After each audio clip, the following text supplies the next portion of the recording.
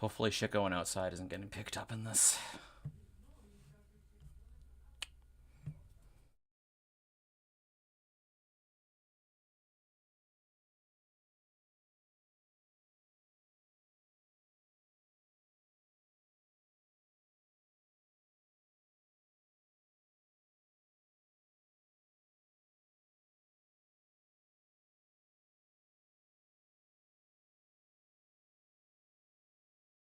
Hey, hair metal brony.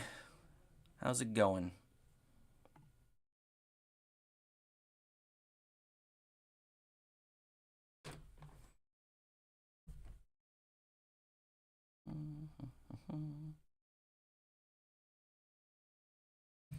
He has come from the cave to see the sun. uh, it's funny. I literally like just came back from going on a walk, so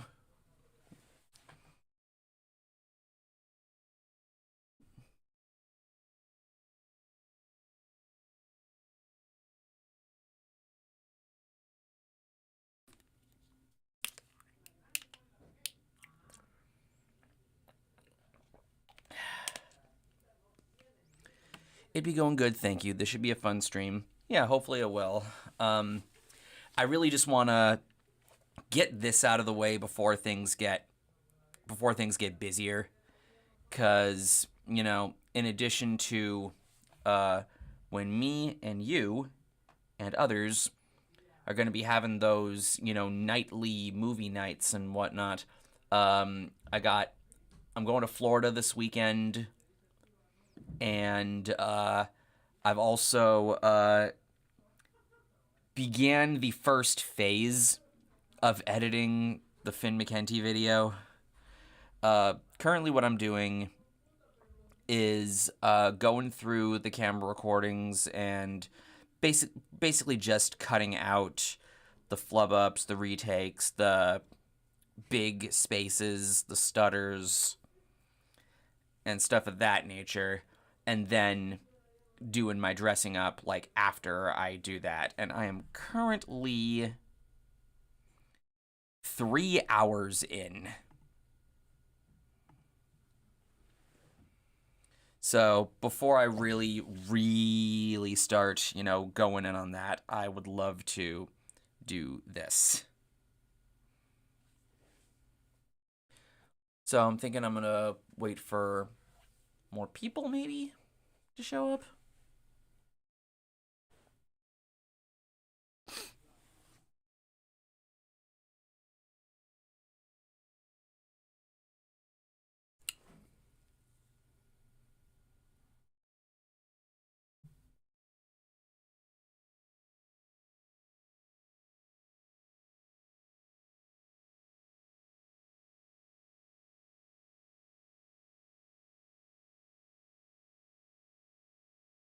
Also, let me know if you can hear anything going on, like, in the background.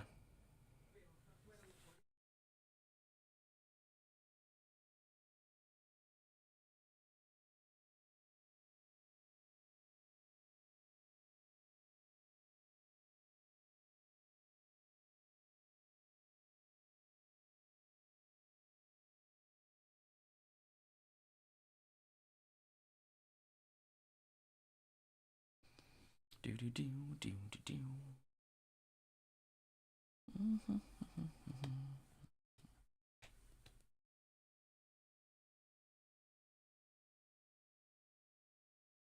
Oh, I get it. Only when I talk, so that means like uh the noise gate or whatever is getting it out. But yeah, there's some painters in the hall over here, and they're being somewhat loud. Hopefully, it doesn't become too much of a distraction.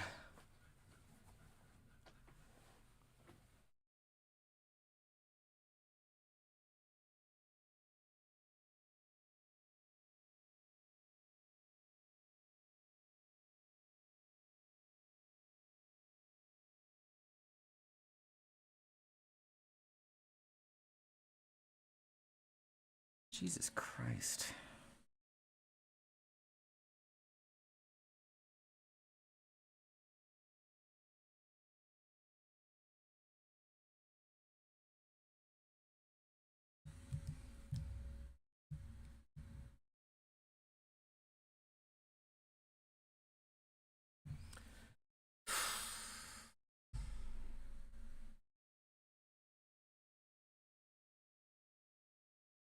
Now I think they're vacuuming.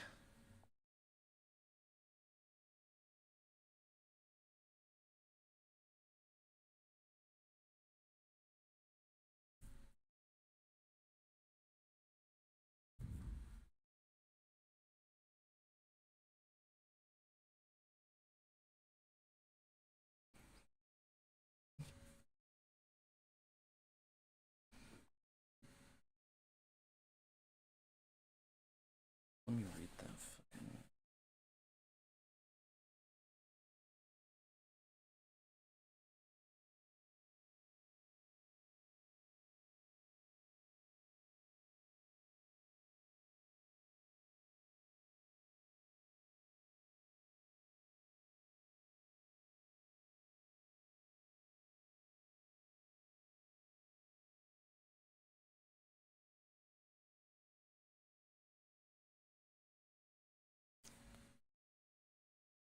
Thoughts on 2025 pop music so far? Basically, it just doesn't want to let go of 2024, I've noticed. Like, there's not really much I've been noticing. I've been trying to, pay a little more attention, been watching more Billboard breakdown just so I, have somewhat of an idea of what I could be potentially talking about. But other than that, it's like, yeah, 2024 was great, but like, don't you think it's time to move on? That's what I think of 2025 pop music.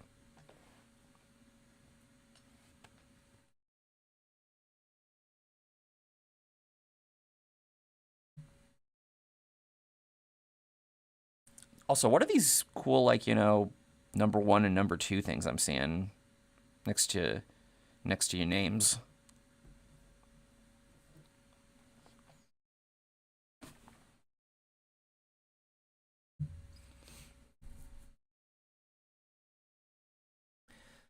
Hello, Luke Spellman.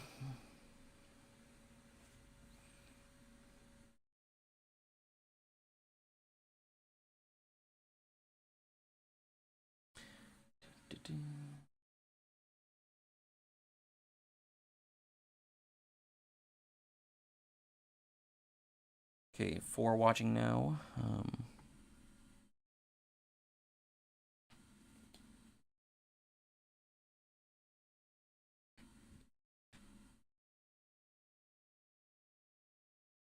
At least we got Rock's first album bomb when Sleep Token dropped their album. Yep, that was very cool to see. And if I get to talk about Sleep Token in best songs, I'm gonna be like, you guys aren't prepared.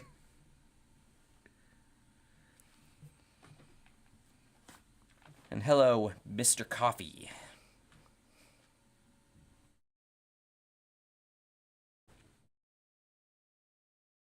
Oh, all right, 6 watching now. Okay, I guess we can, begin this thing right now. And hopefully outside isn't too much of a distraction. So, as the title says, I went to my 200th concert last week, and I'm still on somewhat of a high from it. Especially considering if you saw the thumbnail that I chose for this, I got my picture taken there and it got featured on their Instagram. But I'm getting a bit ahead of myself. It's been a while since I've done one of these streams. I haven't actually done it in a year pretty much. Oh sweet, they stopped the vacuum. And I kind of want to get this out of the way before things get busy. I mentioned this to Hair Metal Brony and Ink and Poet when the stream started. I filmed the Finn McKenty video last week also. I have over 12 hours of footage recorded, and I am 3 hours in to just, doing some simple cutting out of retakes, flub ups, stutters, big spaces. and just creating like the base skeleton, as I like to call it, before I get to, the dressing up and stuff. That's when it's going to get a little more technical. And I'm like I said, I'm 3 hours in.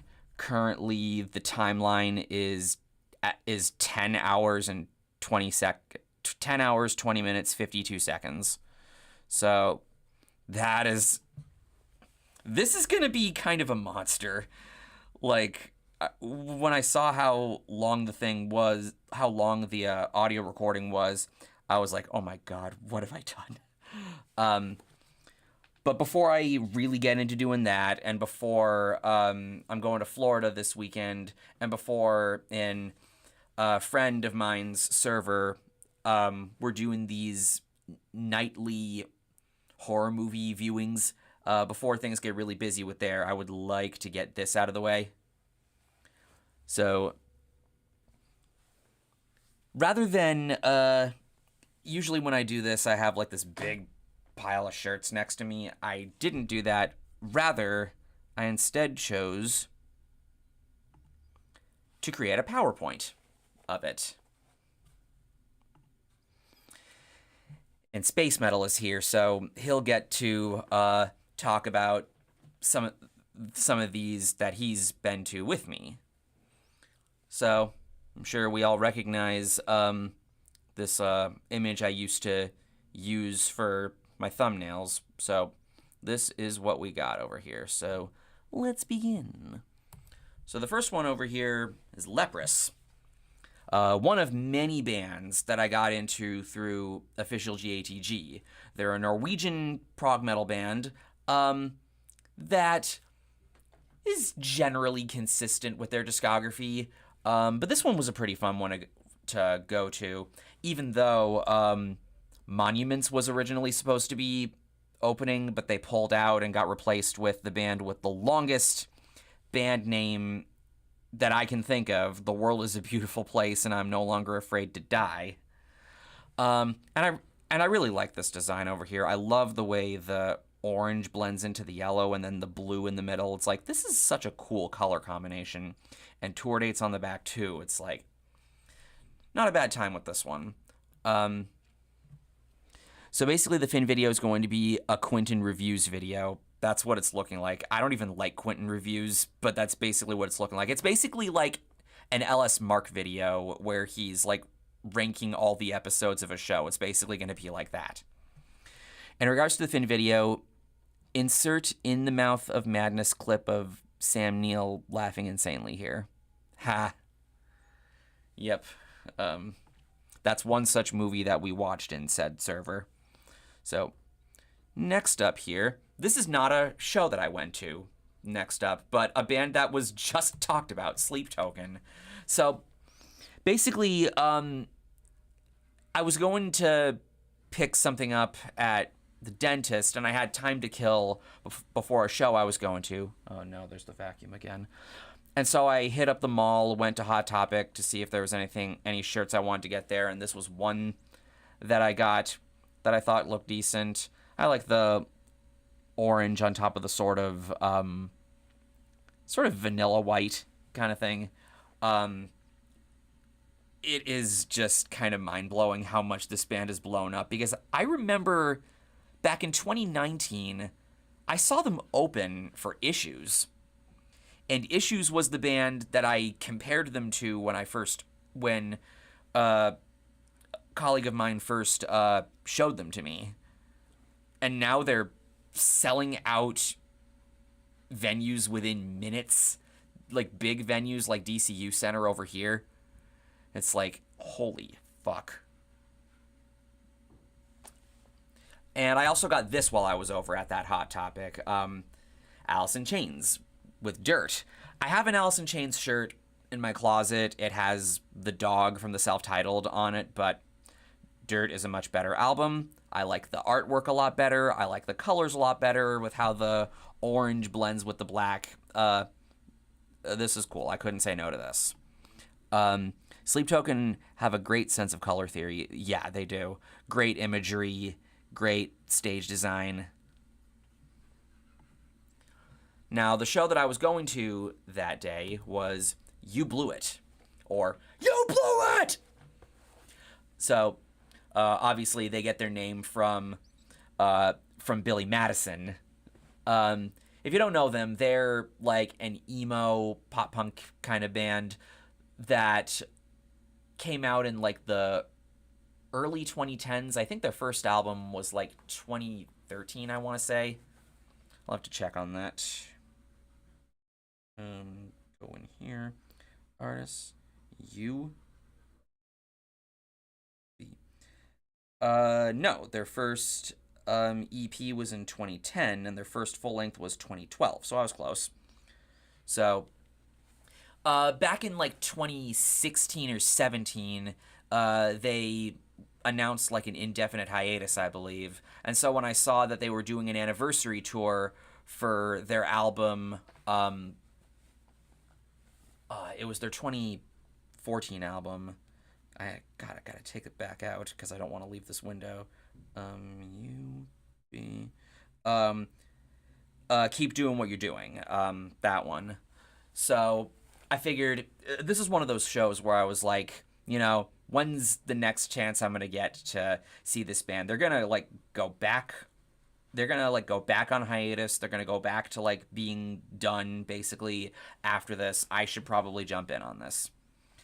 And I got my picture taken after the show with the singer Tanner, and one of the openers here, Carly Cosgrove. I really liked them, and yes, they get their name is very much an iCarly reference. They come recommended. They are like an sort of a emo, Midwest emo kind of style band, and they have lots of Drake and Josh references in their songs. You'll get a kick out of this. So, their first EP is called Whoa, Just Take It Easy, Man. And they have songs on this called You Ate My Enchilada, Not My Job, Liar, I Ain't Calling You a Truther, and Old Jersey.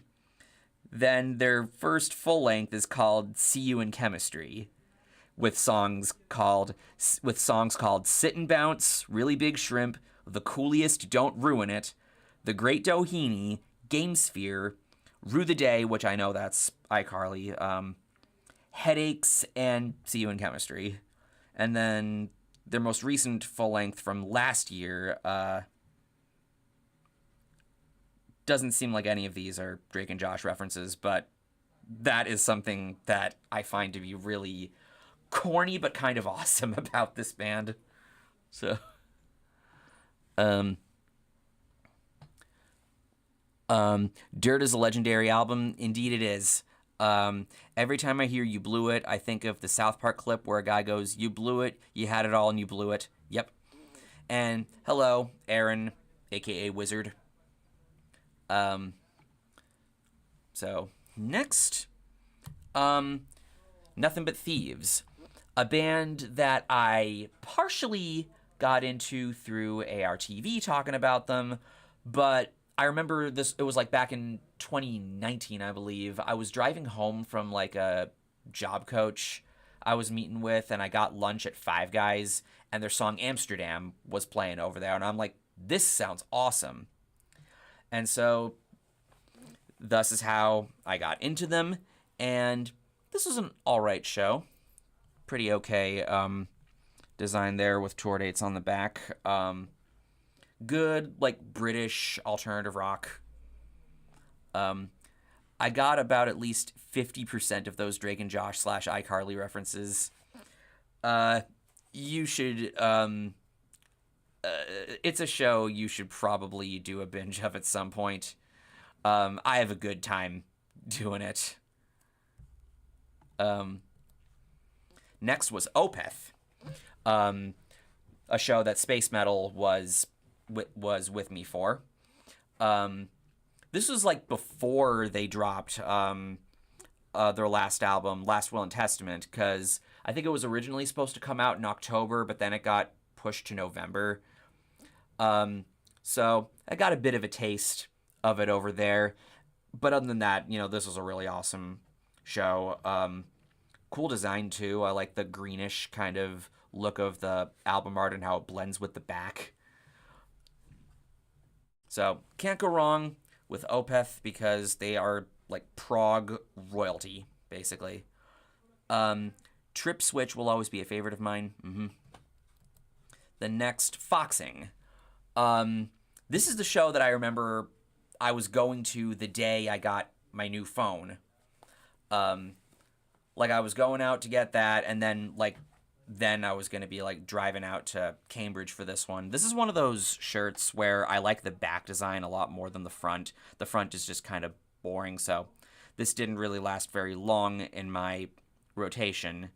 I like the colors of the little guy that they have on the cover of their self-titled album that they came out with last year. So this is a pretty interesting one. Foxing is such a interesting kind of band where they can go from like sort of soft indie to like these really aggressive like post-hardcore. So they're cool. They come recommended. Oh man, just after right, yeah, I saw that. They announced a hiatus recently. I was like, oh my god. Oh. Ooh. Anyway, after this one, Overkill. They were opening at a show that I was going to on Halloween, but I decided I really liked this design. I really love the color combo of like light green against black, and just in general, like very detailed artwork over there. Back to 127 or 127. Yeah, and tour dates on the back. It was cool getting to see them. They are an 80s thrash band that I feel gets somewhat overlooked, at least compared to the big four, but even with like other like 80s thrash bands, I feel like Overkill tends to get slept on a bit. But they were opening for King Diamond. So, like I said, this is a Halloween show, and like you can hardly get a more fitting guy to be seeing live on Halloween than King Goddamn Diamond. So this is definitely like, it's not the first time I've been to a show on Halloween, but it's definitely the more Halloween-y show that I've been to. And of course, a bunch of people there were, dressing like King Diamond and whatnot, putting on the face paint. All I did was wear my Alice Cooper shirt. But I like the colors on this one, the sort of dark red against the black with the white logo. He has a cool logo as well. So, and he can still like shriek just the way he did, in the 80s and whatnot. That was also really cool. So, after this, Armored Saint, another 80s metal band that I think gets slept on a lot. They're a traditional / US power metal band. They're a band that, one of a number of like metal bands in the 80s that kind of got the short end of the stick because they weren't a glam metal band or a thrash metal band. But they had a really great sound. And I think they deserved a lot better. So they were also opening, as it says here, opening. And this is another shirt where I feel like I like the back design a lot more than the front. I feel like if the front was bigger or was more like detailed like this, maybe it would have probably lasted more in my rotation. They were opening for Wasp. And this is also a show that Space Metal went to with me. What was weird about this show, though, was they were playing at the Orpheum Theater, which is a place that I mainly see Joe Satriani at. So this is like the first artist that wasn't him that I ever saw at this place. So, as you can tell from the front over here, this was for the anniversary of their self-titled album, their debut, which at this point, hold on, because that came out in '84, so '94. Oh, it was the 40-year anniversary of of the of the self-titled album. Normally, Wasp is probably a band I wouldn't make a point to see, considering the band at this point is basically just Blackie Lawless and a group of other people. But this was a pretty cool one. It was cool seeing them play the first album in full, along with some choice songs from like the next 3 or 4 albums after that. After that, Joyce Manor. So this is another band where it felt like they take some pretty big gaps. It had been like a number of years since their last album. Let me look at this real quick. Joyce. Their last album was 2022. The one before that was 2018. The one before that was 2016. So yeah, I felt anyway that it had been, a long time since I'd heard of them. They're a pop punk band that's known for being kind of indie, gritty, and whatnot. And this was for the 10-year anniversary of their album Never Hung Over Again, depicted here. So this is an alright one. First heard of King Diamond from GH Metallica. It's incredible that King Diamond can perform his songs in their original key to this day, just like he could 40 years ago. Exactly. Like so many singers from the 80s I notice are, performing in lower tunings and whatnot to accommodate the singer's voice. But King Diamond, I think, is like one of a very small number of people from back then that can still do that. So after this, 4 Year Strong. So this is one that a friend of mine who recently moved out here was really wanting to go to and wanted me to go to with him. And this is my first time seeing them headline. It's not my first time seeing 4 Year Strong. I saw them in 2014 opening for Bayside. 2021 filling in for the Story So Far at a Sad Summerfest that All Time Low was headlining, but I didn't stay for their set. And then last year I saw them open for A Day to Remember. But a thing that they do every year is, they're from Worcester, which is around where I'm living. And they're one of the 2 bands that influenced me to want to move over here.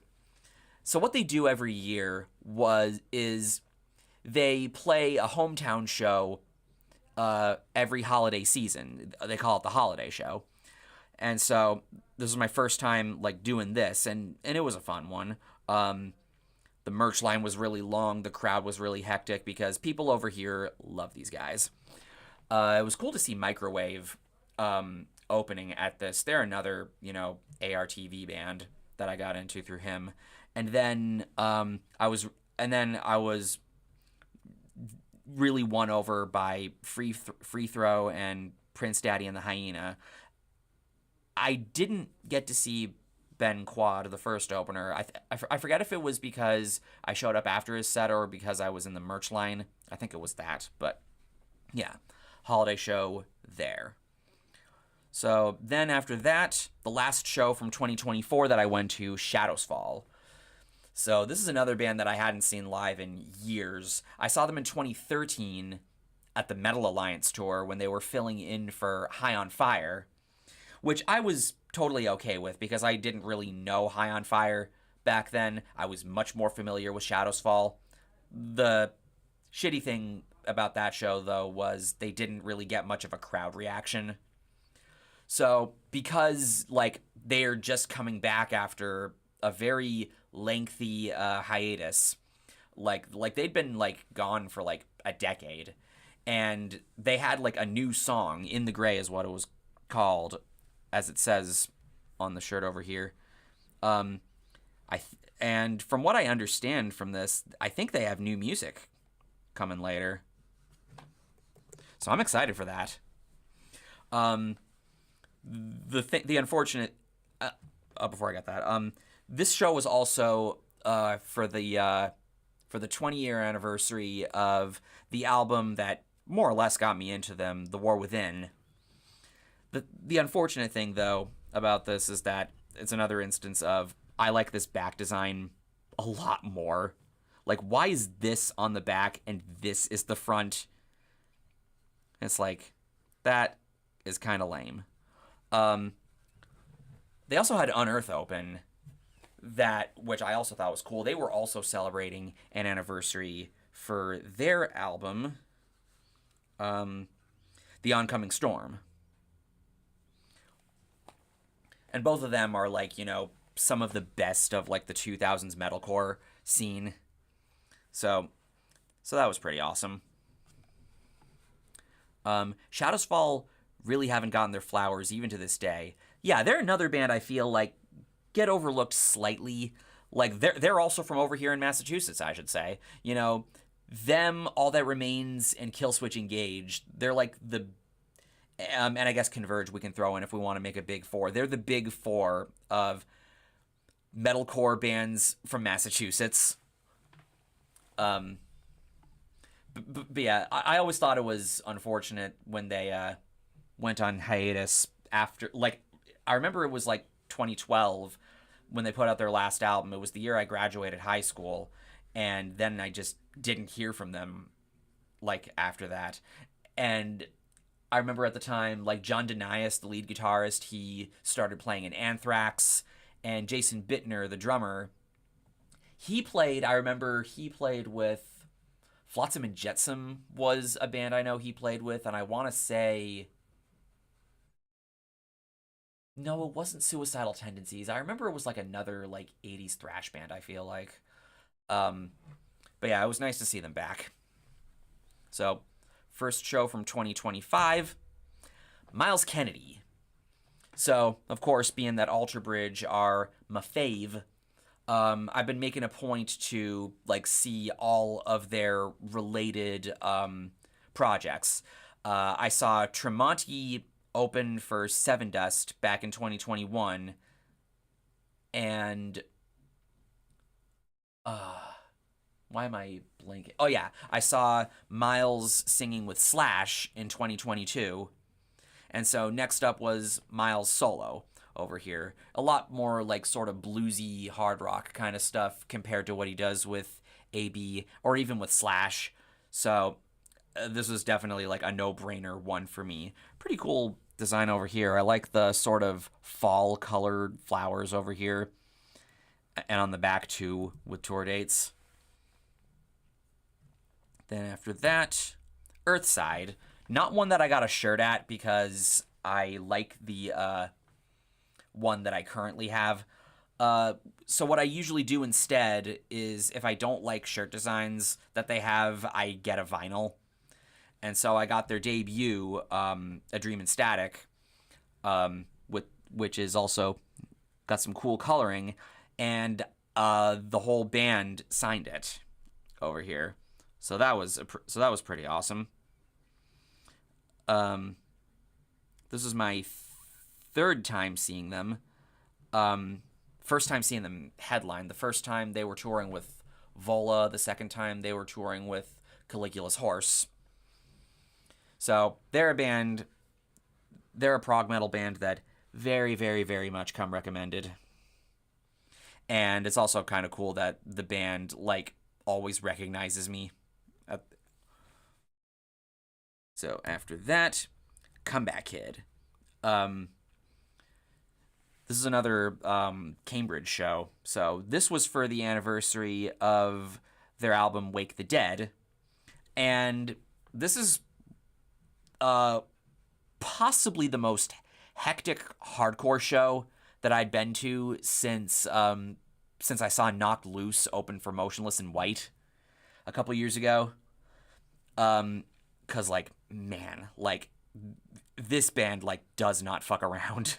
And, like, all of the openers at this one had pretty much, like, the same energy. So That's like the big thing I remember about this one. Um, ooh, love that artwork. Mm-hmm. So then after that, another one that I didn't get at a show. I just saw this on Instagram and decided, you know what, I want this. So I went online and ordered this shirt of Set Your Goals. I have seen Set Your Goals before, back in December of 2016 when they were touring for the 10-year anniversary of their debut, Mutiny. That was that's another show I remember being pretty hectic and really packed with with the whole place being bouncy and whatnot. But I like these colors. I like this design and whatnot. And you heard it here first. This is the shirt I'm wearing in the Finn video. Um, I'm here just delivering. Okay, good to know. False Idols Fall and the title track Wake the Dead are the only two songs I have from Comeback Kid. They're definitely a band that I recommend scoping out more.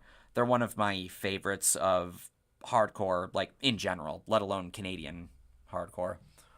So after this, Dream Theater. So if you remember in the Dream Theater video, I mentioned towards the end that I was definitely going to be making a point to see them live again with Mike Portnoy now being back in the band, and here we are.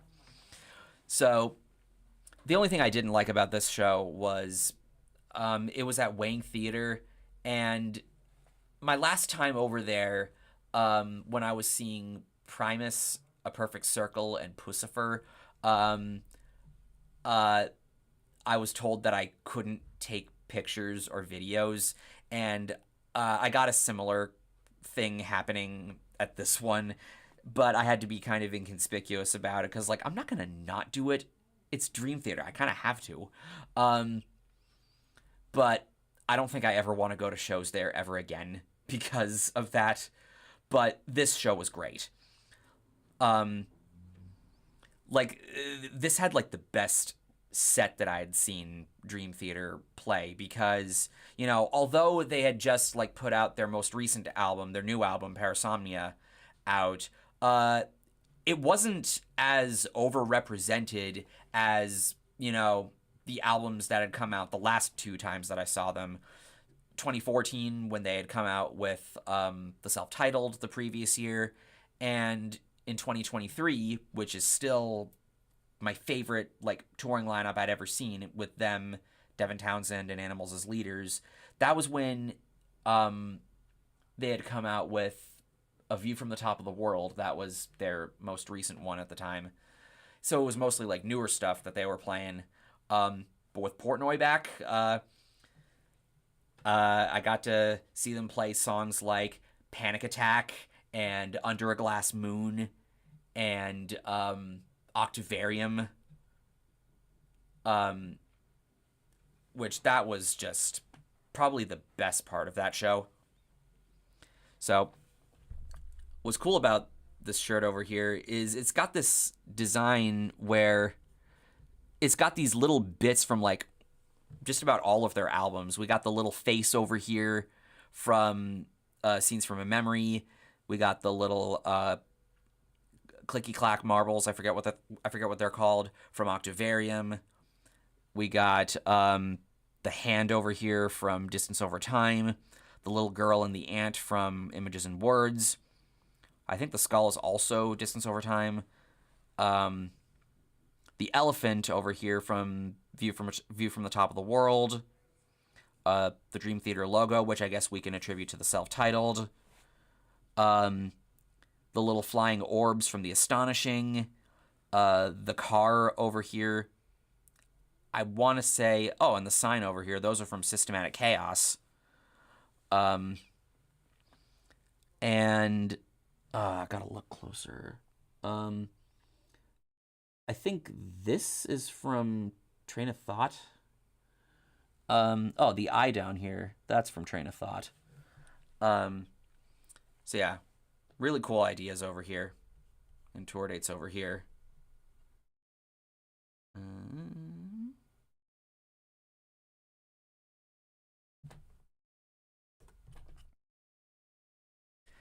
Um, Droimtoita, or at least I think that's how you used to pronounce it. It's sort of like a Cockney British accent. Droimtoita. Those balls are called Newton balls. Thank you. But yeah, that was that. Just finished spraying models, was listening. Also, I stand by Train of Thought being best DT album. Yeah, it's definitely one of my favorites too. I think in the video I said it was my fourth favorite. But yeah, after that, a Legion. So, if anybody remembers from the last stream that I did, I was visiting Atticus, and this was a show that we went to together. In between when I was visiting my grandparents and meeting up with him again, this was a show he was wanting to go to, so I decided, you know what? This is the day that my brother and sister-in-law are flying back, so I'm going to have that be the day I drive out to meet up with you, and we're going to go to this show together. Because Legion are one of the best in, like, progressive death. Even though they weren't opening, they were still really cool to see. And we got a picture with one of the guitarists. I'm blanking on his name. But they were opening for Warbringer, which, this fucking artwork, this is breathtaking over here. And Wrath and Ruin on the back. So, yeah. So, they're a, like, you know, modern thrash band that I have a old camp buddy of mine, Jason, to thank for, you know, getting me into them when he was, like, raving about seeing them play with Evil and Vader, and they definitely made a very good impression back then. So, pretty fun show. We also got a selfie with John, the singer. I said it was my ad interrupts. Ha! Yeah. But yeah, what I was saying there was that Train of Thought, I was saying, was my fourth favorite of their albums. I think that was where I put it in the video. But yeah, there was that. After that, Spirit Box. So, second time seeing Spirit Box. Much better venue this time around at MGM. And I do like this design a lot more than the other one that from when I last saw them. I think it's kind of neat that the logo cuts off here and we got these symbols and whatnot. And they had a nice lineup of Loathe and Dying Wish opening. They were really great too. I was especially excited to see Loathe because I'd been really wanting to. Originally, like, when I was originally supposed to see Architects back in 2022, I believe, before that tour canceled, Loathe and Polyphia were going to be opening at that. I was looking forward to that, but nope. Some visa issues on Architect's part. So after that, the very next day, Real Friends, they were opening at this particular show. It had been like a decade pretty much since I last saw them. First time seeing them with their new singer, who I gotta say I think I might like better than their original singer, because their original singer, Dan, was kind of a buzzkill. I don't know if I've told this story before, but the last time I saw Real Friends, it was towards Halloween in 2016. I was going to New York. I was seeing them in New York with two of my college friends, and they were part of this really big, this really cool touring lineup of Wonder Years, Real Friends, Knucklepuck, Moose Blood, and Seaway.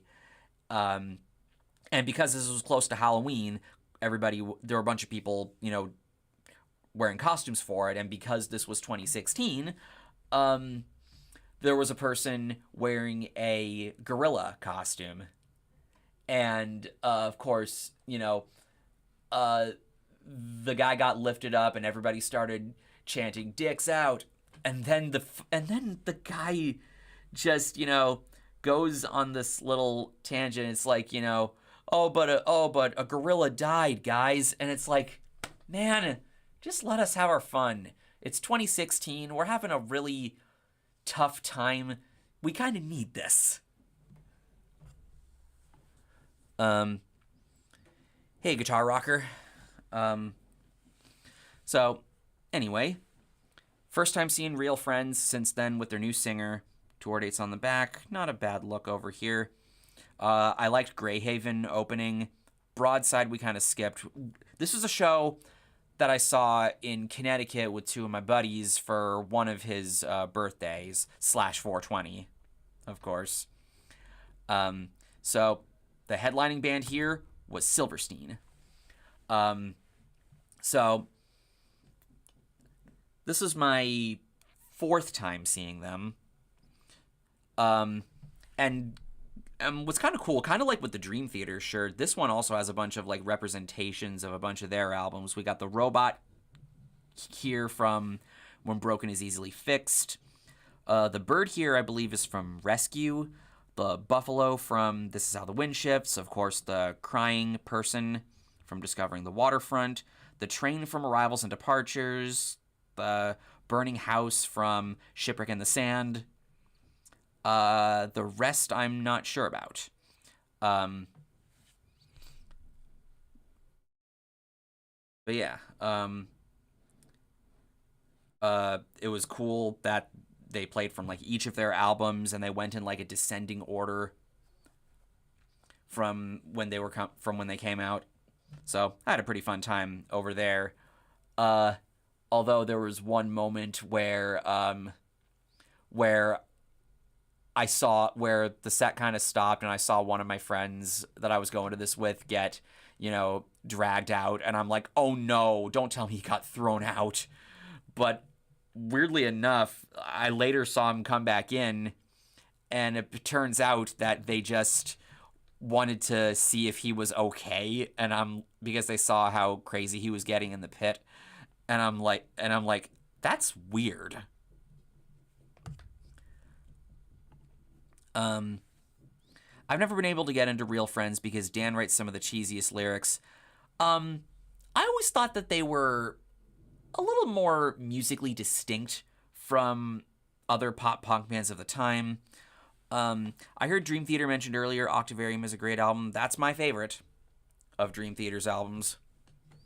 But yeah, earlier in here, up, where are you? No. Over here was when I last saw Dream Theater earlier this year. So back to here. After that, Chiodos a couple days later. This is another band that like disappeared for a while, and it was another instance of like, I don't know if there's going to be another time where I'm going to get to see this band again, because they're probably going to disappear after this. This is also for the 20-year anniversary of their first album, All's Well That Ends Well, depicted back here with the track listing down here.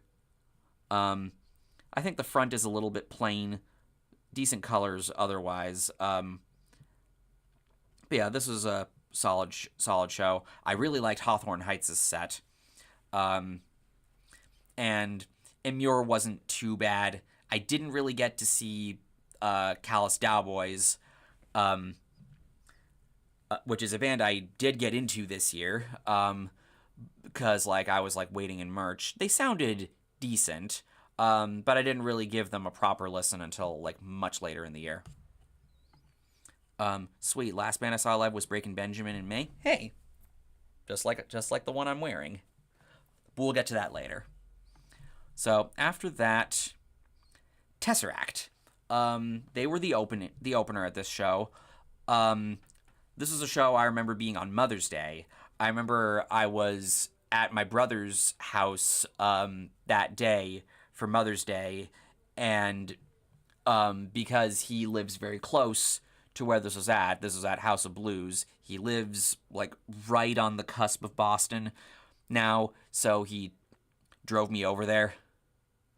So I was really stoked that Tesseract were on this because I'd been wanting to see them for a while. The texture of this is kind of weird. It feels kind of like a sports jersey almost. But that's what we got here. Decent color as well. Now, who were Tesseract opening for? Bring it back to 127 first. Who were they opening for? Devin Townsend.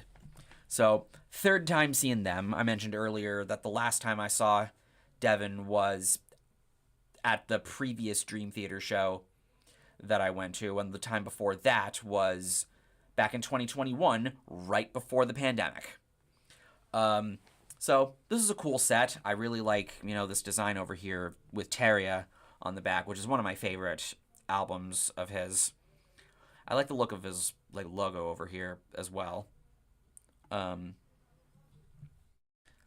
Chiodos are basically the Craig Owens show, as with Destroy, Rebuild, Until God Show. Right.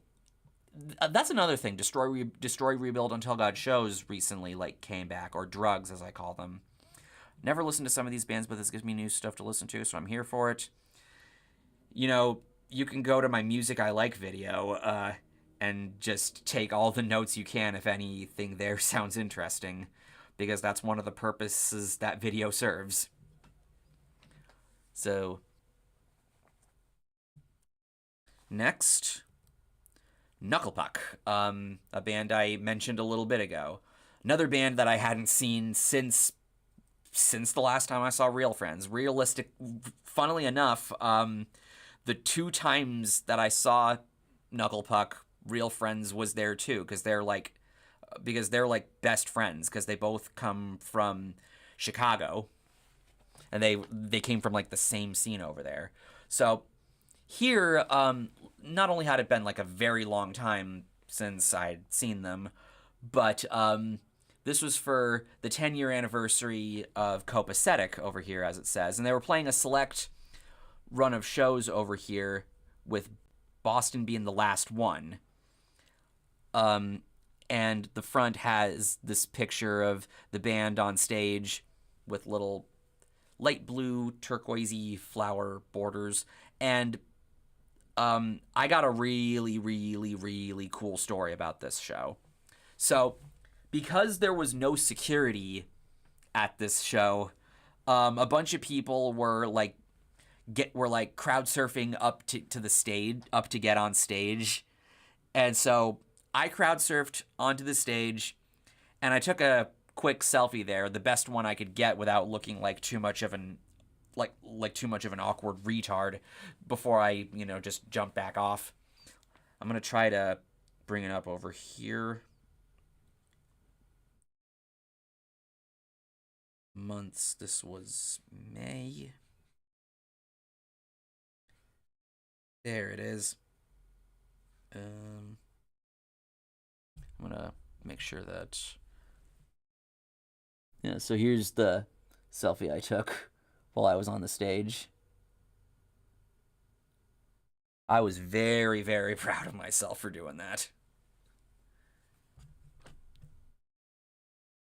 I always confuse Tesseract and Tetrarch due to their names. They do sound somewhat similar, but yeah. Tesseract is a prog metal band, genty band. Tetrarch is also kind of proggy. But yeah. I will warn, though, you'll want a notepad if you do watch the Music I Like video. You'll be there for a while. Yep, I always do. Continuing on. After that, Tesla, a little curveball here. Not very often I go to an 80s glam metal show and whatnot. But Tesla's always been a band, another one that kind of got the short end of the stick. They did have, some hits like Love Song and, of course, their cover of Signs and even Modern Day Cowboy. Um, but because they were a little more like rootsy and southern rocky compared to other bands at the time, I feel like um, I feel like they didn't get as much love as I feel like they should have gotten. Uh, but yeah, this was a pretty cool shirt over here. I like the green, the light green against the black over here. The weird thing about this show though was not just the fact that I was seeing them over in Webster over here, which isn't too far from over here, but this was an afternoon show, and I was like, huh. So I was pretty much. I remember it was like 4:30, I believe, when I left the place, and I got to do my usual Sunday night stuff. So this was weird, but still all right. Coming at You Live is also a total banger from Tesla. Totally. Have you heard about the recent Aesop Rock Tour announcement? No, because I don't really follow a lot of rap shows. I've never really gone to like a rap show before and whatnot. And this is going to sound maybe slightly racist, but uh, it's kind of because I always worry about feeling out of place there. Yes, Tesseract definitely comes recommended. Anyway, continuing on. Heart Attack Man, yet another ARTV band. So they recently came out with their album Joyride the Pale Horse, which I really liked. And this is a show that the friend I went to the 4 Year Strong show with was wanting to go to, but he flaked out of getting a ticket, and I'm kind of disappointed about that. But I still had a pretty good time at this one. Not bad design over here. I like the handwriting and the orange against the black, and I think it's kind of funny how the back says Joyride the US and Toronto and also Vancouver 2025 tour. I'm like, that's kind of silly. And also, one of the openers at this, the Dirty Nil, they made a really good impression. They are like a three-piece punk band, like not pop punk or anything like that, just straight punk rock, sort of post-hardcore in a way. No, I can understand that too. Well, you won't be missing much because he doesn't have a tour coming. He stopped touring after The Impossible Kid. Ah, I see what you did. Huh.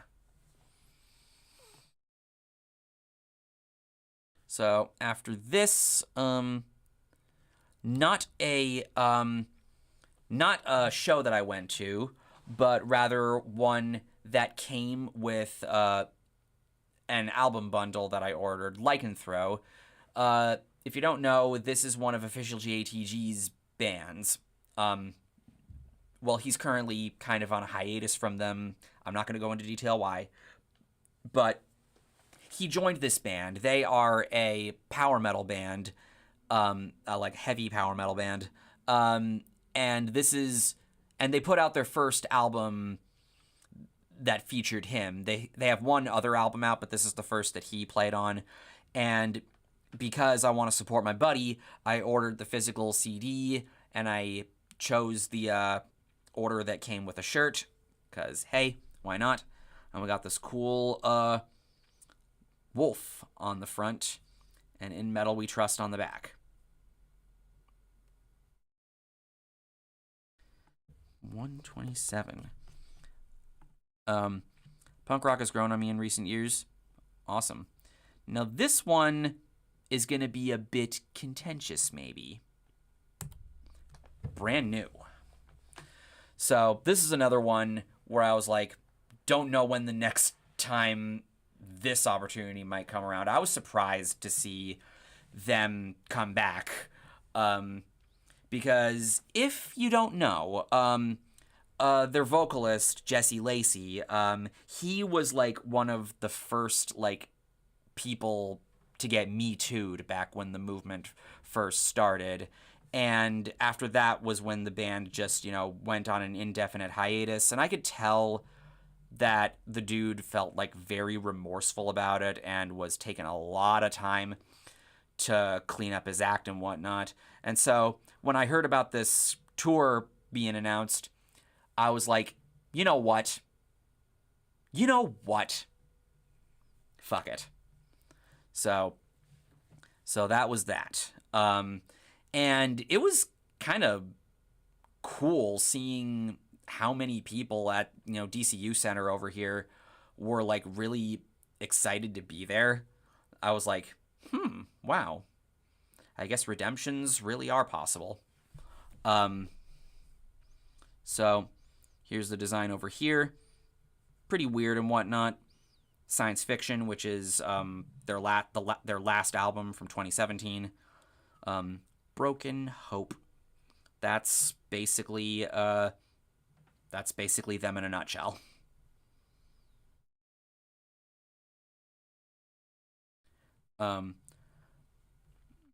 Yeah. I thought Lycanthrope was a Spanish language Powerwolf cover band. Unfortunately, I know about what happened. Yeah, it was highly publicized, and some people have gotten completely turned off of them because of it. They're one of those bands where, you kind of have to separate the art from the artist with. If you're gonna still listen to them, which that's a thing that I do with many bands and whatnot, because I feel like, and this is something that I do talk about in the Finn video, actually, it's kind of a necessity when it comes to enjoying art. Obviously, everybody's gonna feel differently. Everybody's gonna have their own threshold and whatnot, because that's just the way it is with that subject, basically. But that's how I feel about it. So, up next, Chevelle. Bit of a gap between the last one and this one. So this was like the end of June. This is the end of August. So this is another one that was like kind of exclusive for select dates over here. So Chevelle is another band where I was like waiting for years for an opportunity to see them, because they never like tour at all. And the last time they did do a tour, they were opening for 3 Days Grace, and it was the day that my dad was getting remarried. So I'm like, fuck. Guess I gotta wait for next time. So this was awesome. I was so glad I finally could see these guys, because they're one of the best in like alternative metal. It's generally good to separate the art from the artist, for sure. Yeah, because like good music is good music. If you don't like the music, you don't like the music. If you don't like the person, you don't like the person. That's basically how it goes. So after that, Simple Plan, another funky one. This is one that I was going to go to with my brother, actually, because this is like one of a small number of bands that we were both pretty big on as kids. I don't mention this too often, other than I think in the Christmas songs video, actually. But Simple Plan was actually like one of the first bands I remember getting into back in middle school when I had my first iPod. And originally I thought this was just going to be a fun thing for me and my brother to do together, but he didn't end up getting a ticket. So I'm like, all right. And this was like really stupidly fun, especially with Bowling for Soup opening too. That was really great too. I love Chevelle. Yep. Chevelle are really awesome. They have like no bad albums at all. So next, La Dispute. Here's where we begin the big like September series, because I went to a bunch this month, building up to 200. So La Dispute, another ARTV band. And what I like about this is that it's probably the most like punk rock shirt that I have, if you really think about it. Um, but yeah, this was on September 10th, and then the next day was 3 Days Grace. They were they were co-headlining at a show. This is another one that I went to with Space Metal. Um, all right, what did I miss was Blaring Manowar. I'm talking about a show that we went to together. So I was really excited to see 3 Days Grace at this show because they had gotten Adam Gontier back in the band, and doing the thing that they're doing now where, you know, him and his replacement Matt Walst are like sort of co-fronting the band. I thought that was going to be really interesting to see, because it's kind of, his absence from the band is kind of why I just have not been paying attention to 3 Days Grace for a number of years. I did see Adam Gontier with Saint Sonia back in 2016, and they did play some 3 Days Grace covers there, but it was really cool to see him back here, and I really love this design with 1X on here, and on the back. What was also cool about their set with this one was how Adam and Matt were basically kind of trading verses on a number of songs. And I'm like, holy shit, they actually have chemistry. That's cool. Remind me to send that GIF later, Space. You know the one. So, who were they? Who were they co-headlining with? The shirt I'm wearing right now, Breaking Benjamin. So, hadn't seen them. The last time I saw them live was back in 2016, when they were opening for Disturbed at the time. This was the show where David Draymond made that really awesome, amazing, and very cathartic speech about equality and unity that I've spoken about on my channel before. But I hadn't seen them live since then. And as it says here, this year is the 10-year anniversary of Dark Before Dawn, which is a really great comeback record. I had such a great time with that one. I love the gold against the black, and we got the track listing on the back here. Like, Failure was such a great single.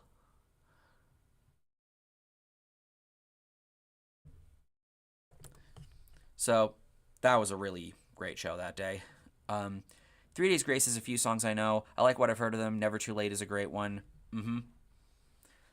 That was like the second to last one that they played in their set.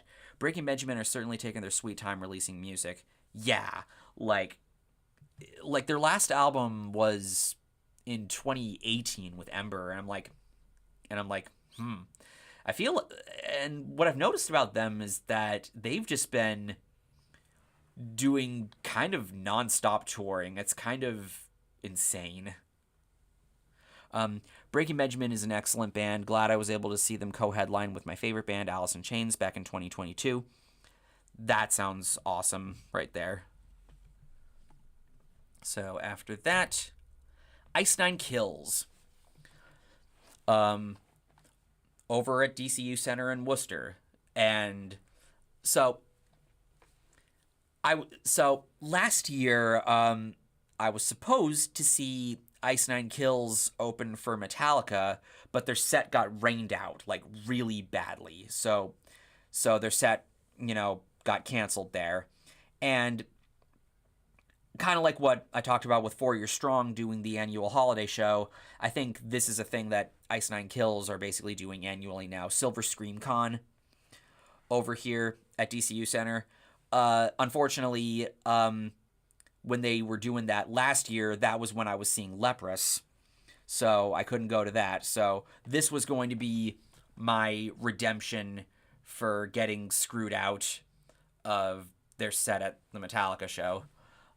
And the show here, this was like theatrical as hell. There were so much like costumes and whatnot, and video clips, and really awesome stage designs and props. Like this was freaking cool. And the shirt is also pretty comfy too. It's a pretty soft one. Not a bad design as well. I like um the rating down there, psychos only. Um Hell of a summer tour.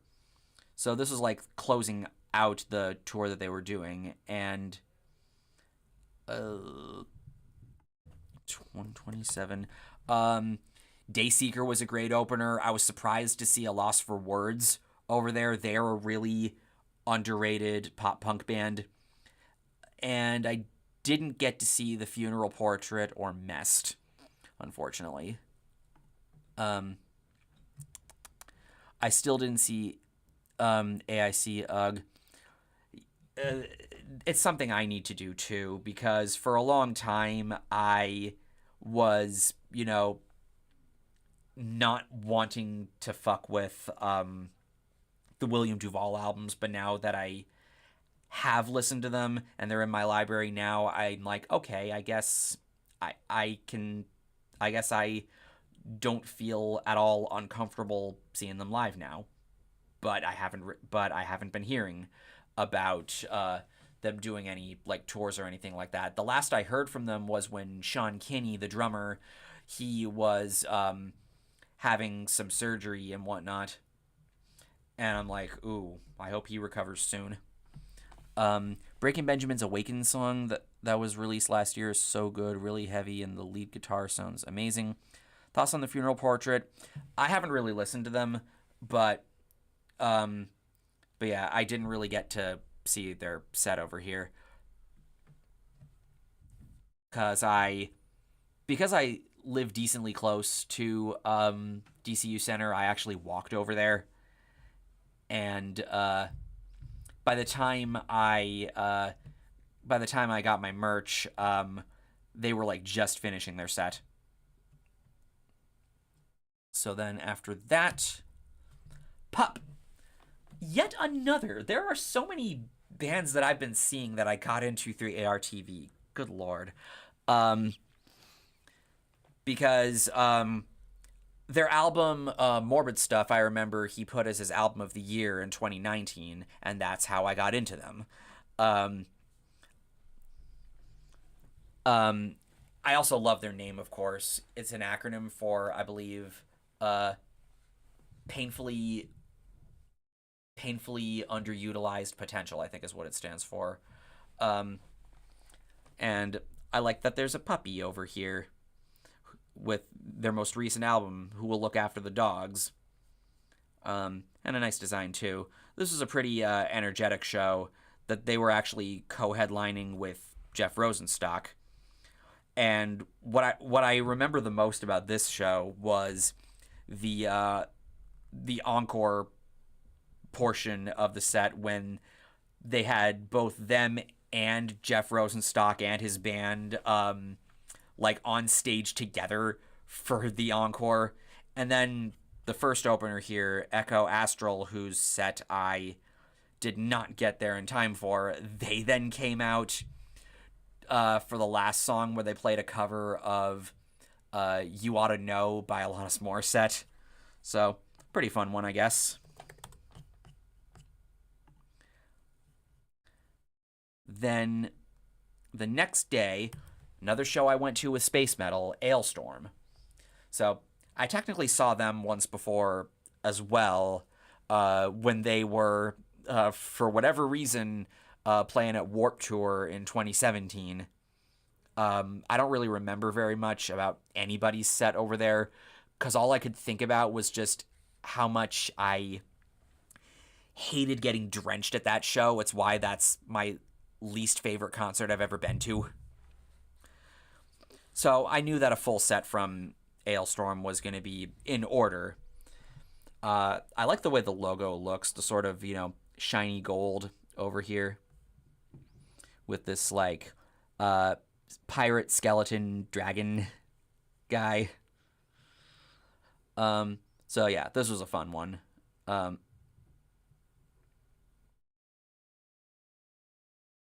Then after that, Turnstile. Um, so this was an outdoor one out in Boston at at Suffolk Downs. It was kind of chilly that day, but I almost forgot it because of just how energetic this one was.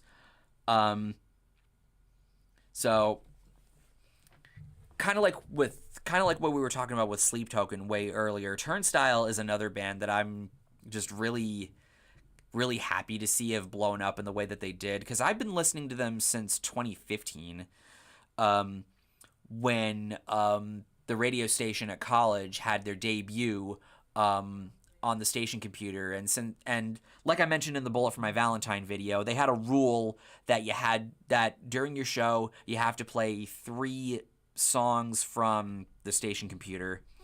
And because I liked playing short songs whenever I had a show that I prepared, I decided to play from their album because it was on the Loud Rock playlist and it had short songs, and I liked what I heard. And I'd been following them ever since. Then. And when they came out with Glow On in 2021, and they just blew the fuck up, and I'm like, good, they deserve it. Ailstorm sounds like how a drunk person would pronounce hailstorm. Yeah, it's basically hailstorm with a silent H. Speed at this show was also really intense. The only thing that I wasn't too crazy about with this show is that there were a couple moments where it got kind of political, and I just rolled my eyes. I don't want to talk about fucking Palestine and whatnot. So, finally, we reach the double whammy of a double show, kind of like what me and Space Metal saw Metallica do last year. They were doing double shows on this tour that they were doing for their 25-year anniversary over there. So, pretty cool design and very comfortable shirt as well. Even if it doesn't have tour dates on the back, but I kind of intentionally strategized the shows I went to in September to sort of build up to have Bayside be my 200th, because like after Alter Bridge, they're my favorite band. And so this was very meaningful to me, especially considering they were basically playing from like each of their albums. The first night had them playing from their first 4 albums. Sirens and Condolences from 2004, Self-Titled from 2005, The Walking Wounded, which I got on vinyl over here, from 2007, and Shudder from 2008, which is my least favorite of their albums. So, at the first show, I got the shirt and this vinyl. It was between that and Shudder. Those were the only ones they had on vinyl. And Walking Wounded is my favorite of their albums. So I'm like, yep, I need to get this. But then the very next day, was when they were playing from the second half of their discography. So Killing Time from 2011, Cult from 2014, Vacancy from 2016, Interrobang from 2019, and There Are Worse Things Than Being Alive from last year. And I made this sign over here because this was taking place at Paradise Rock Club in Boston. It is not a venue I really like going to very much for 2 main reasons. The first is because the signal in there is non-existent. And the second reason is because shows at this place sell the fuck out. They fill to the brim. It is... I would like it better if it were at least bigger, because this place fills up like really easily. And so I can barely move around or get a good view, get a good enough view without getting fucked with by the pit or anything like that. But because this venue isn't incredibly big, I took advantage of that by making this sign over here. And after they were playing Already Gone, and after they finished that, that's when Nick, the bassist, started talking about how he recognized people that were here the previous night. And that's when I held the sign up, and he looks over and he's like, 200 shows. And then Anthony, the singer, he of course makes a joke like, 200 Bayside shows or 200 shows. And after I say 200 shows, he's like, well, thank you for celebrating with us. And I'm like, fuck yeah. And after the show, I walk around a little bit, and I get stopped by their photographer, and I get my picture taken down there. And it got featured on their Instagram over there. And I'm like, holy shit. Like, and I was also given this. A person just, put that around my neck right before I got this picture taken. And I'm like, this night is just insane. And that is the story of my 200th concert. I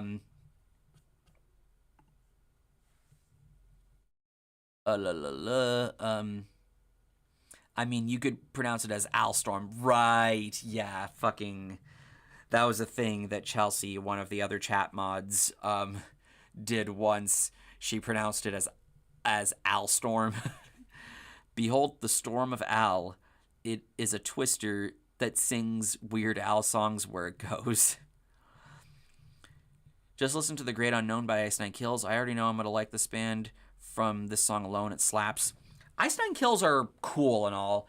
But the thing about them is they're kind of now known as, like, the horror metal band that writes songs based on horror movies. Before that, they had a bunch of, like, different kinds of concepts, like their album Every Trick in the Book, which had songs based around novels.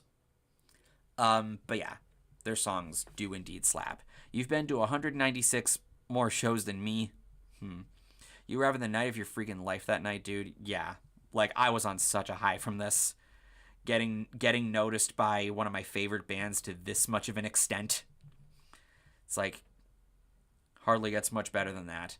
It's a step below when I'm at Alter Bridge in 2019, which itself was a step below meeting Satriani in 2008. Because the Satriani show, had a Q&A for the meet and greet, whereas at the Alter Bridge one, like, I got to see their sound check where they played my favorite song of theirs, Cry of Achilles, but I didn't really get to talk to them at all after. And I remember I brought my red PRS over there to get signed, but I could not do that, so that kind of sucked. But this was basically like the VIP show that wasn't a VIP show. Meeting Enforcer made my entire existence. I can die and go to Valhalla happy. Yeah, congratulations to that. That was a show I was debating going to. They were opening for Rhapsody of Fire, and they also had Striker and Witherfall opening as well. Like, that's a pretty, cool power metal lineup.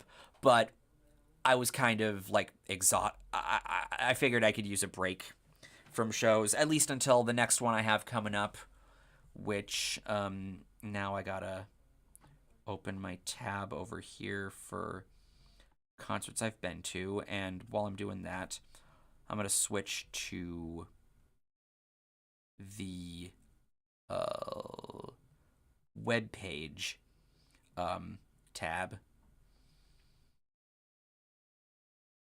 where the link to this is in my channel description if you want to look at it.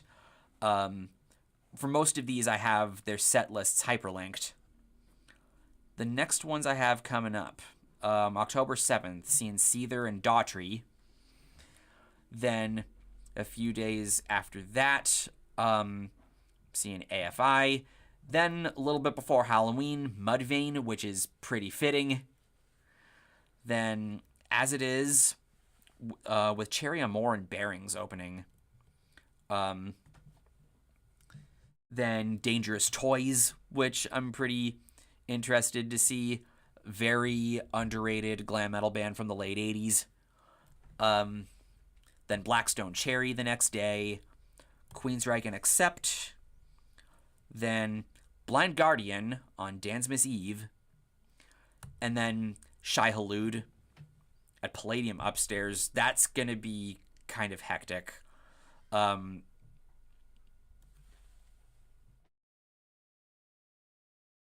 now I'm going to switch back to the main window now. 83 more concerts, still 200. I told them I exceeded the speed limit to their music on Death by Fire. Ooh. I also met Giacomo from Rhapsody of Fire, and that's awesome too.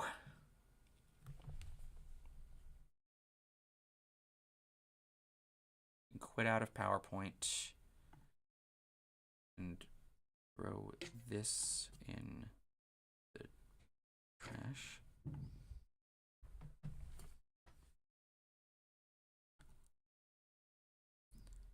Yes, thank you, email. I do know I have that coming up. I don't know if Seether will happen. I'm still going to try for Dangerous Toys first. Well, yeah. I do hope that you can, that you can come to both of those. Do you agree that Mudvayne's Hurt People Hurt sounds like more human than human in the chorus? Maybe a little. But yeah, Mudvayne I'm also pretty surprised to see, like, back together. I remember it was like a few years ago when I heard that they reunited. I'm like, ooh, that's awesome. Just in the nick of time, right when it was around the time when Berber Ding like actually became a meme.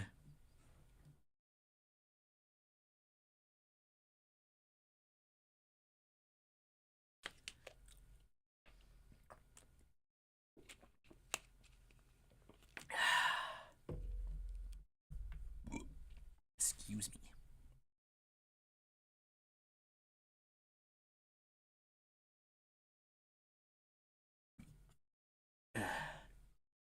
I will still see what happens. But yeah, Dangerous Toys, I kind of think we need to do together. Seether, I hope you can come for. Mudvayne is a band I haven't listened to in so long. I need to listen to them again. Yeah, they only have, I think, like 5 albums.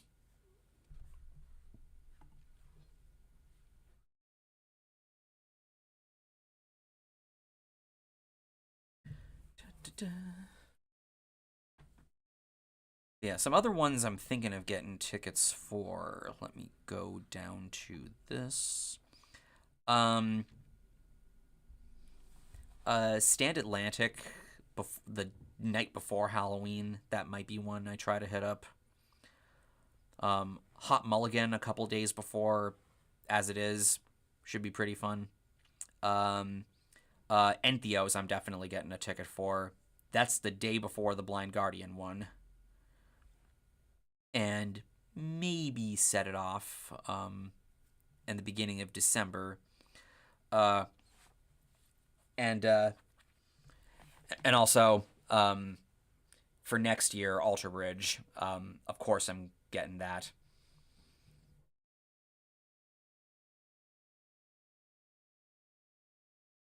Never count me out, though. I have a knack for last minute ticket purchases. It's not just you. Those friends of mine, they tend to be pretty last minute as well, and I don't really like that. I'm somebody that likes planning for things in advance. My song of the year so far is End of You by Amy Lee, Poppy, and Poppy. 100% not letting Dangerous Toys go, full stop. Good.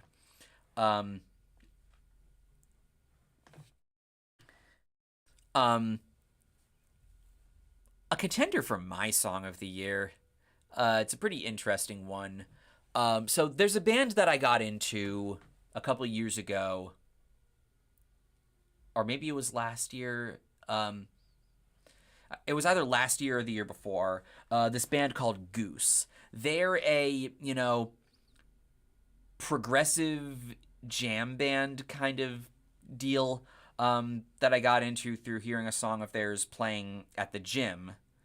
And um, last weekend, I was at a cousin's wedding, and their first dance was to a song from one of their two most recent albums, "Give It Time." I was like kind of blown away by that.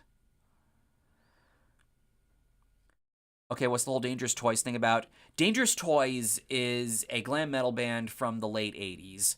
Um, they're one of those bands that has a bit of a cult fan base and whatnot. They never really got their dues. They're known for having a bit of a southern tinge to their sound because they're from Texas, and they're somewhat comedic as well.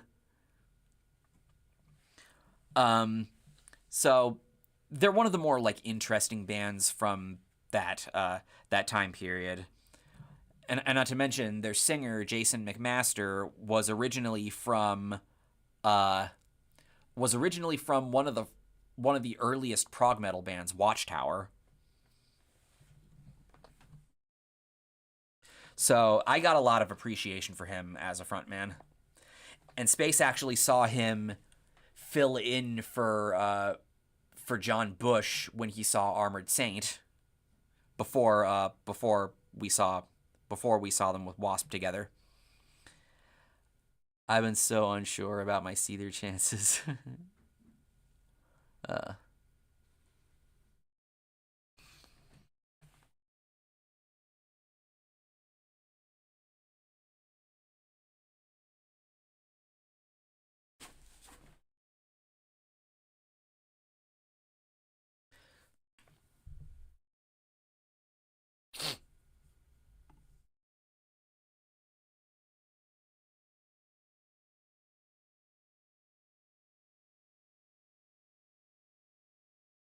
Give it time, let it go.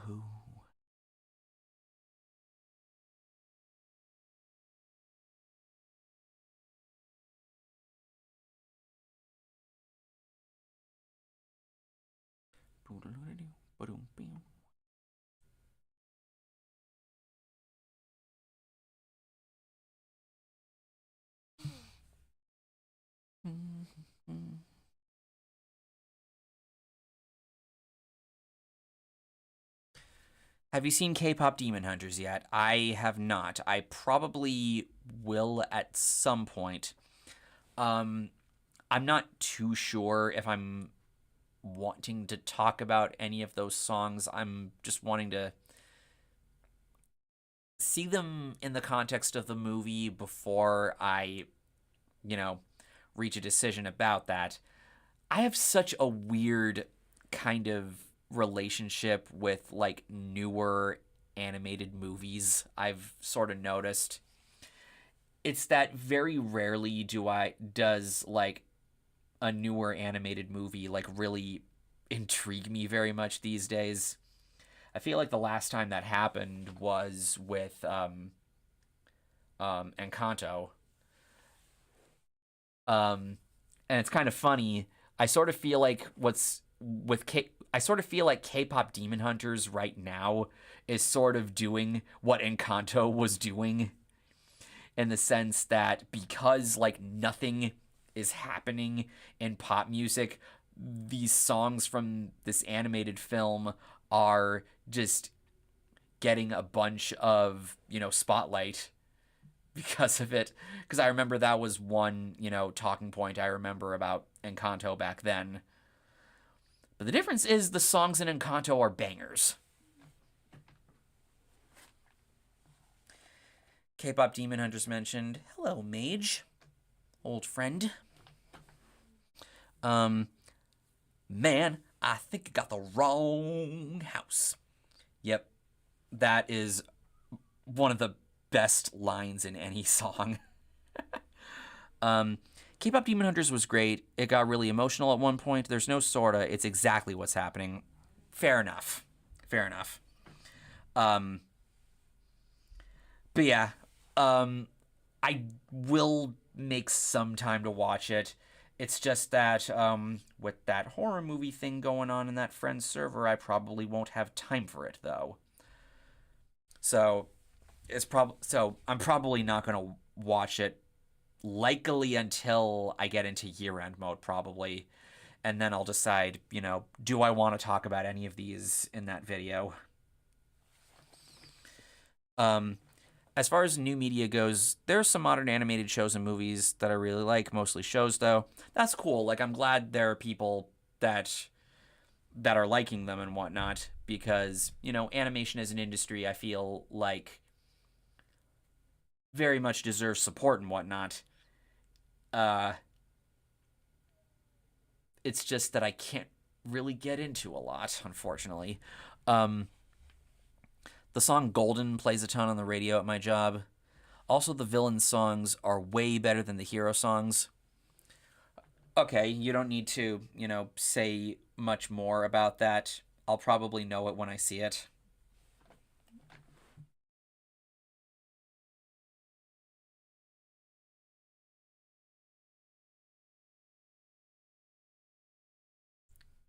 I do like when like when the villain song is like the highlight, basically. Like that's one of my favorite things about Lion King, about Beauty and the Beast, about Hunchback of Notre Dame, about Little Mermaid. It's like the best song in all of those movies, even if they aren't really my favorite, are the villain songs.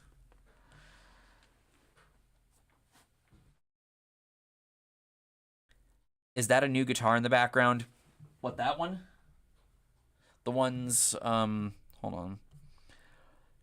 The ones on that stand over there, no, those are not new at all. Um, they're both very old. One of them is my very first guitar, the Epiphone SG that is signed by Joe Satriani, and thus I don't want to play it. And the other is a BC Rich Warlock um, that the uncle that I went to that Satriani show with, that family got me for my 18th birthday. It is also in terrible condition, and I also kind of think BC Rich Warlocks are for what's a polite way to put this? Edge lords, like metal edge lords. Well, gee, why don't you just give him all the melodies and lyrics of the songs too? Let him hear them without your spoilers, Inc. Yeah. For me, Hell of a Boss, Arcane, Netflix, She-Ra, The Owl House, Invincible, The Amazing Digital Circus, etc. are really good. Me and my friends have watched Amazing Digital Circus together on Discord before. I thought it was kind of charming. Um, Arcane, the only thing I know about it is the theme song by Imagine Dragons, which I've talked about in Worst Songs of 2022.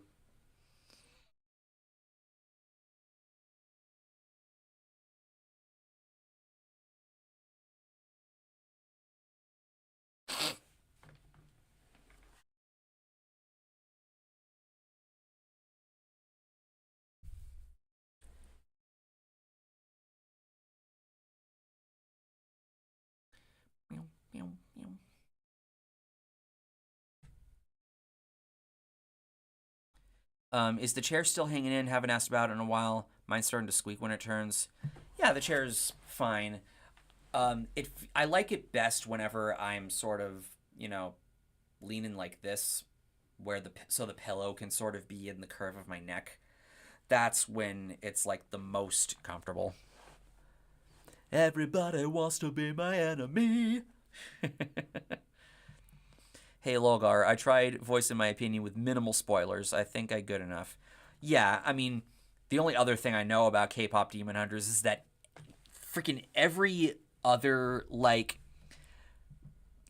metal cover channel is like making videos of like all the freaking songs, and it's like, we get it. I'll watch it when I have the time.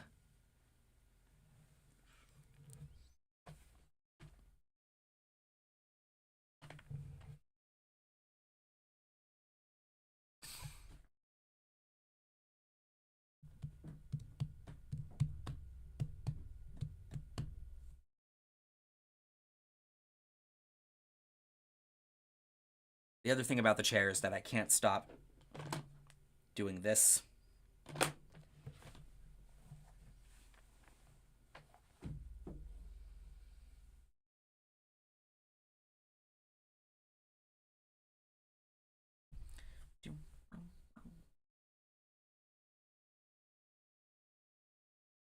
Oh, the misery.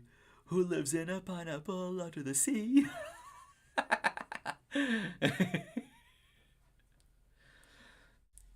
No, no, no, no, no, no, no, wait. No, that needs to be sung in Squidward's voice. Oh, the misery. Who lives in a pineapple under the sea?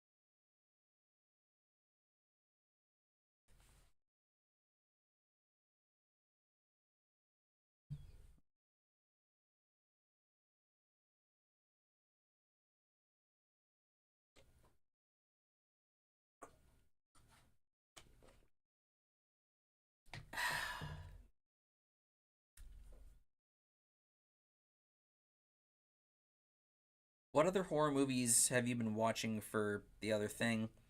We have a bunch like planned for the month.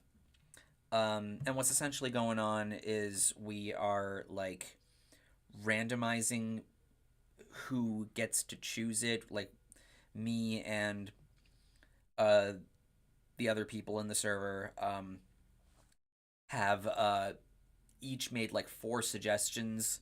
I know that for my birthday, when I come back from that Florida trip on October 5th, I know that the movie that we're going to be watching that night is Studio 666. And if you've seen that movie, you know exactly why I chose that one. Yes, Coraline is the one that we're starting with. That was Hair Metal Brony's suggestion. And as for what's next, we will see who gets to choose. But that's going to be a thing throughout the month, and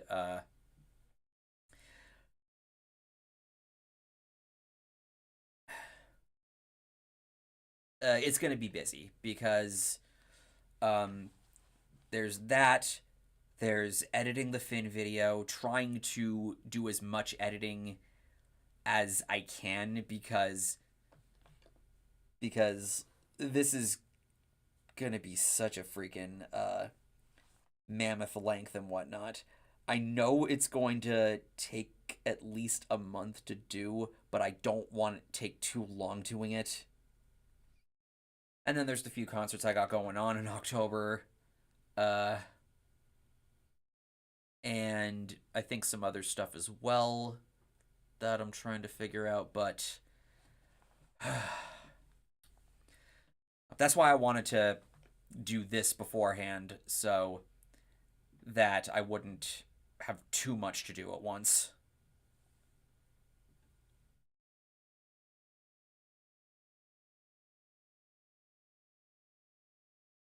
Oh, I've seen it. It will be worth it. I've only seen it once. Um, wait, you're referring to Coraline or Studio 666 with that ink?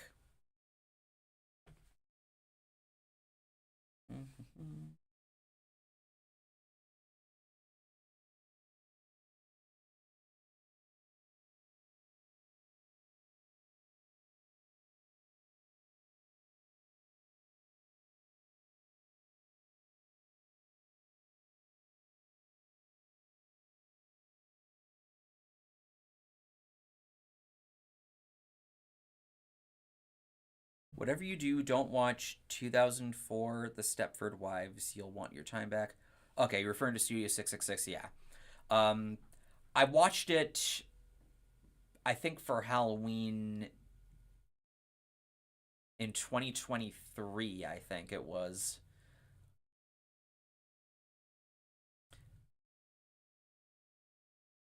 But yes, a horror movie starring Dave Jesus Grohl. Um, that'll be a great birthday thing to do.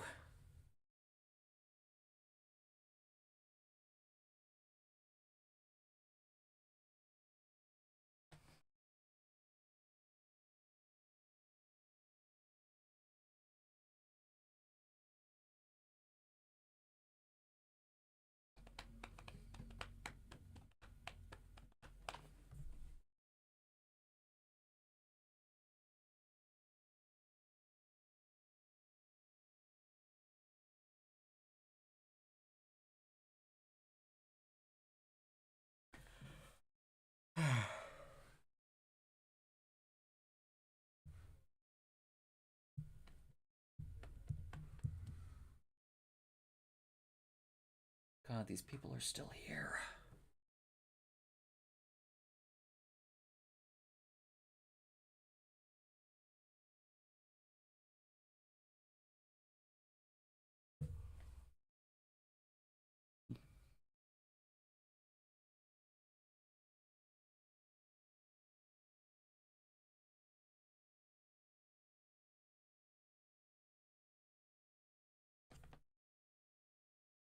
I will never watch Coraline again.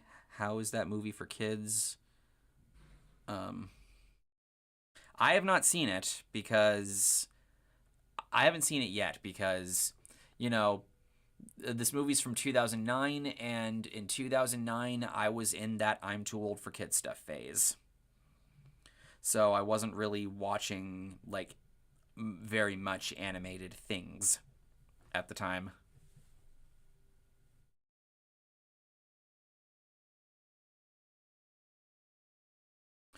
So already you are setting some expectations with this one, Mr. Hair Metal Brony.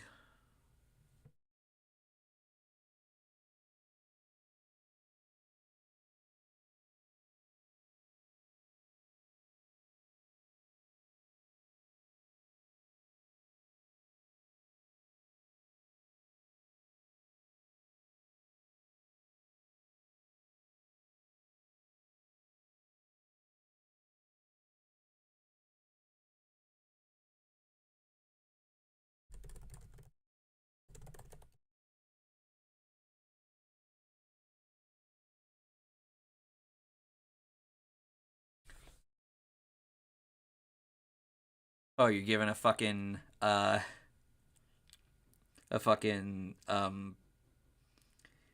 giggly laugh right there. Oh, and don't watch any Human Centipede movie. Those are just uncomfortable. Uh, already they never sounded comfortable.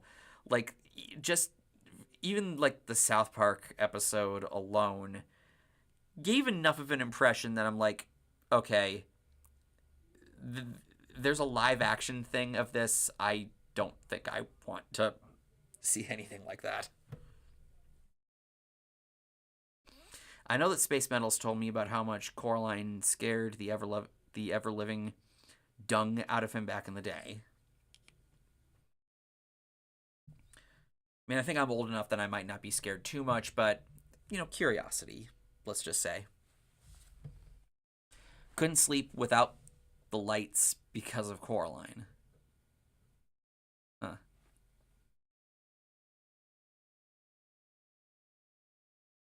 There's a Simpsons episode I'm thinking of now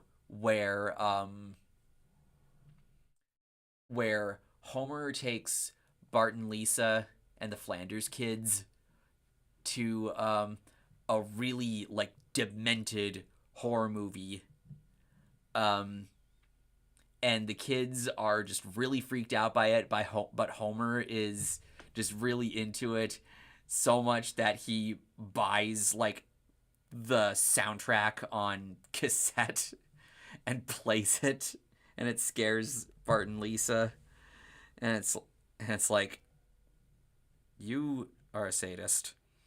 Um, don't worry, Space. You can hug your Man-O-War body pillow extra tight when we watch it.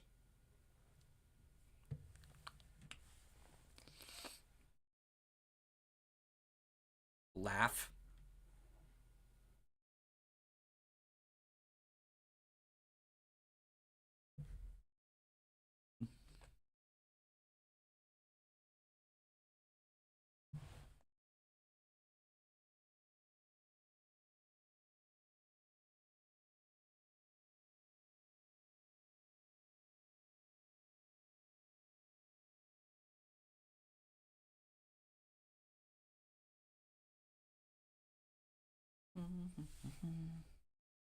Those Man-O-War covers were hunky. I don't know. I don't know if there's a bigger fucking Man-O-War fanboy. I'll wear my Metallica Ride the Lightning blanket.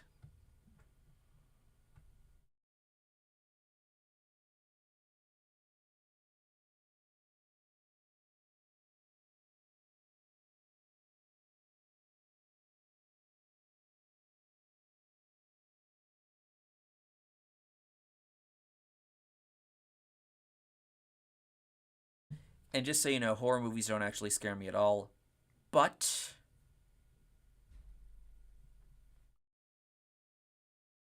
what?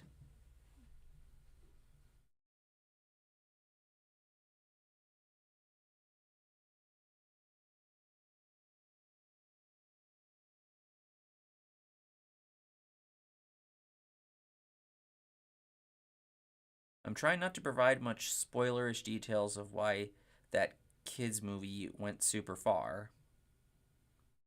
Okay, so leave it there.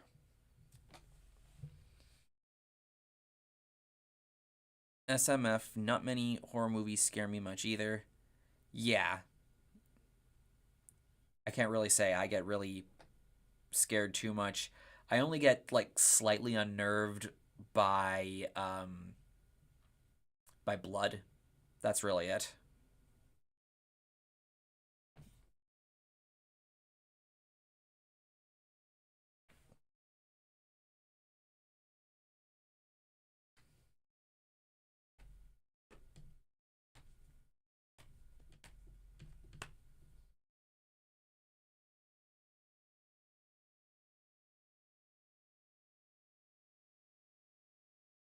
Go for the original French language martyrs if you want to get scared.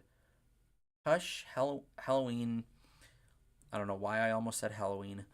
Saw, Nightmare on Elm Street, Friday the 13th, Texas Chainsaw Massacre. It takes a lot to scare me.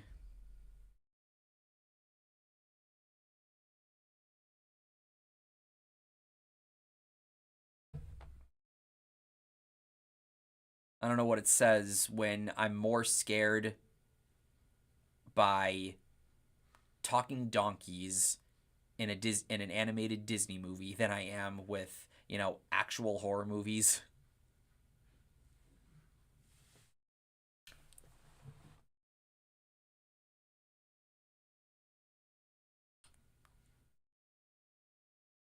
There was one time actually where I watched Pinocchio on Halloween for that very reason.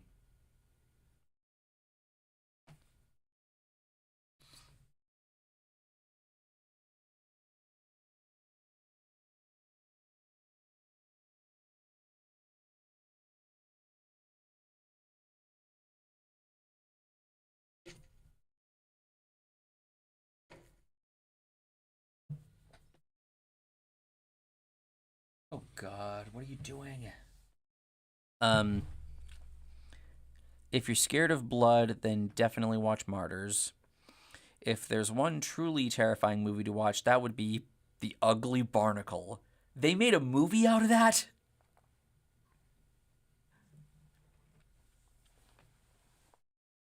They made a movie out of The Ugly Barnacle.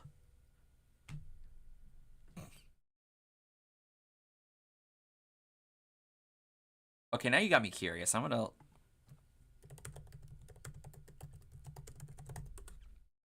somebody. Oh my god.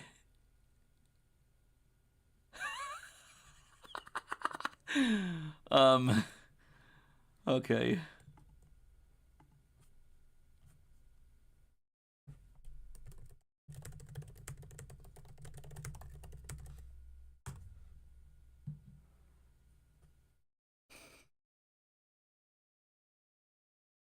Um.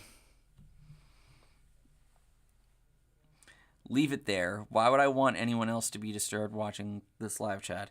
It was so ugly that everyone died. The end. Once there was an ugly barnacle. He was so ugly that everyone died. The end. Okay? You spoiled everything.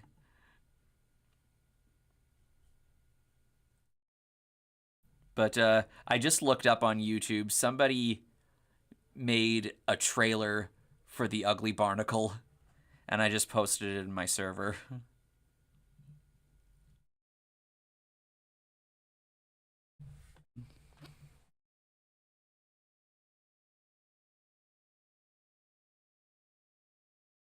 Of course it's a classic SpongeBob reference. And of course it didn't help at all.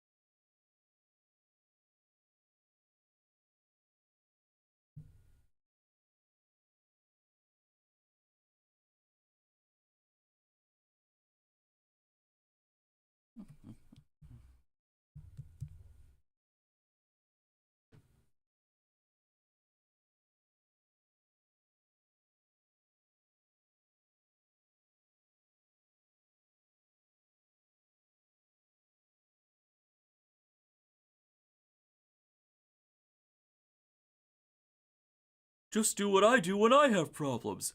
Scream!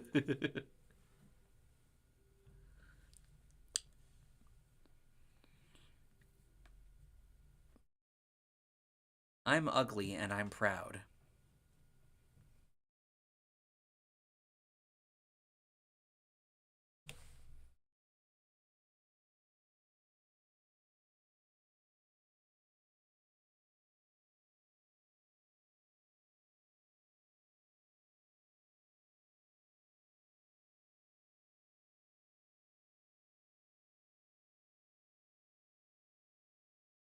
I've been binging Dawson's Creek lately. I now welcome all the basic white girl comments. Hmm. Very 90s over there. I haven't binged a show all year. I keep telling myself to, but I've just been mainly just kind of wrapped up in the Finn video and working on that.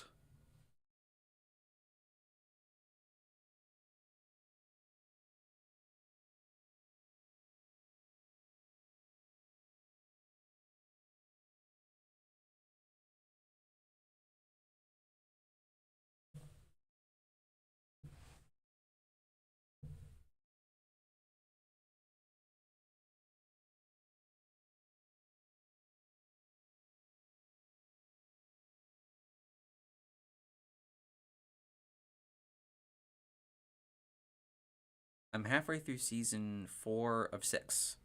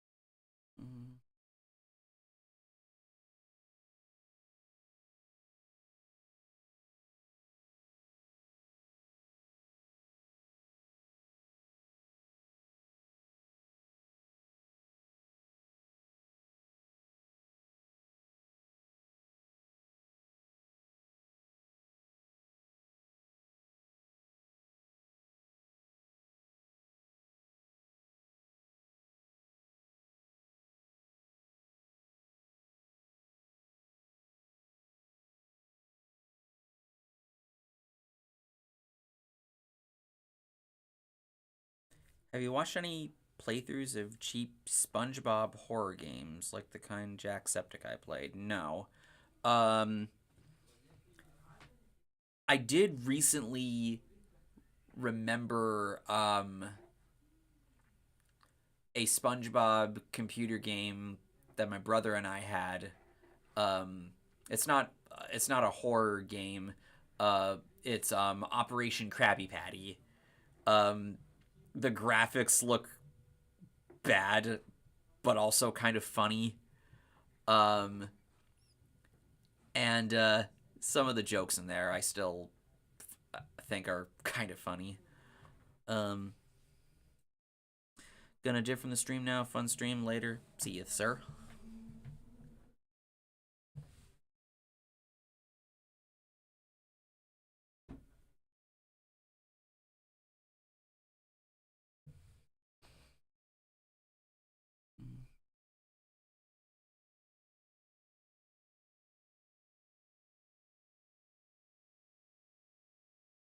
I remember there was a SpongeBob version of Slender, which Markiplier played.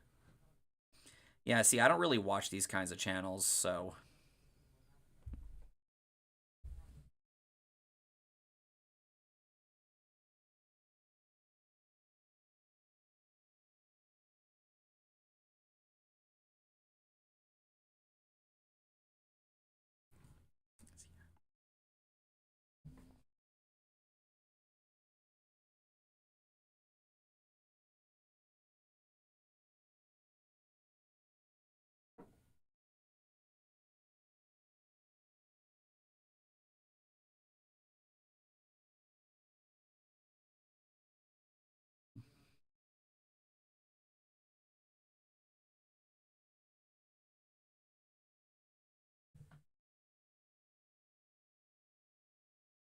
neither do I, but I used to like a small selection of Mark's playthroughs 10 years ago.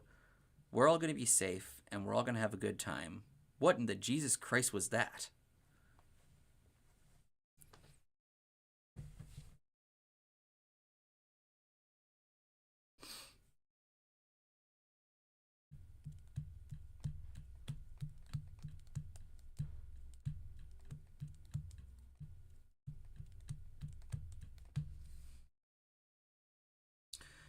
All right, I will face my fears. I will give myself the benefit of the doubt.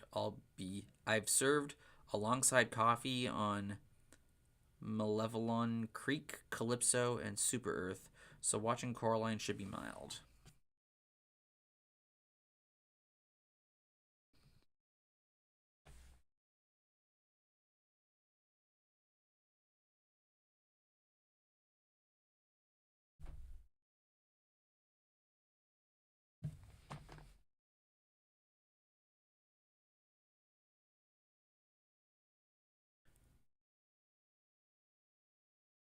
That's I just now realized SMF is supposed to stand for Space Metal Ferrari, but it also stands for something else. That there might or might not be a certain Twisted Sister song called.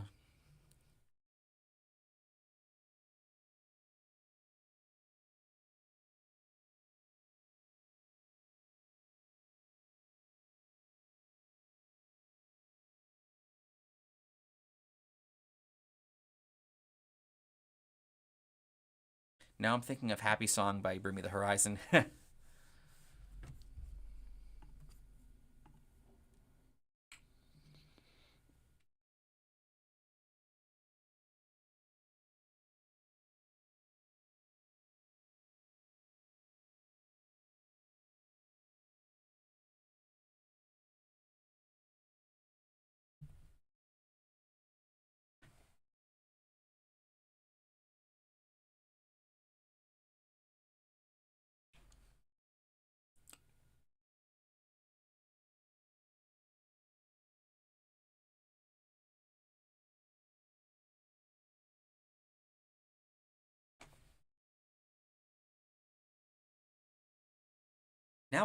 now I have the solo section from Hangar 18 stuck in my head. Nice.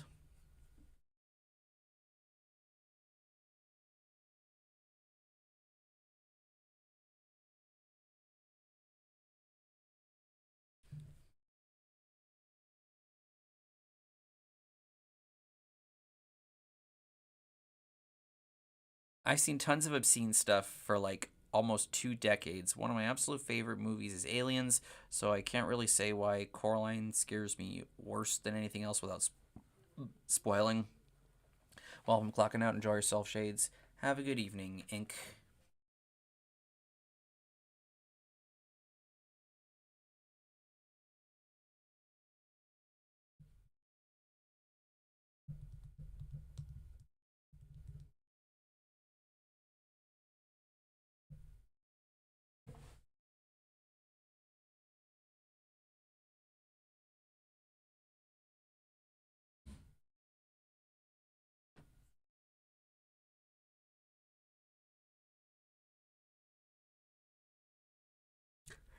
Yeah.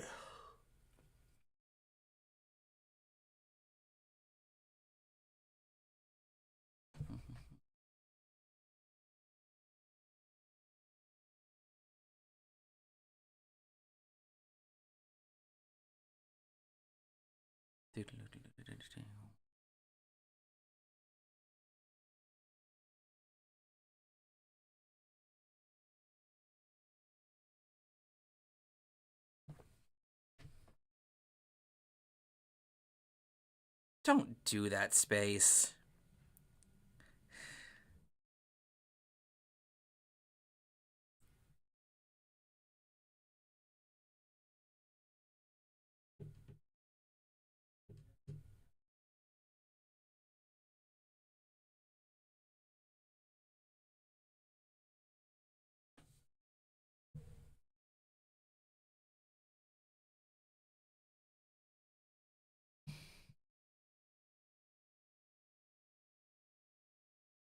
Because you're making yourself look weird, that's why. I mean, I know you've never denied being weird, but a Manowar or Sabaton pillow.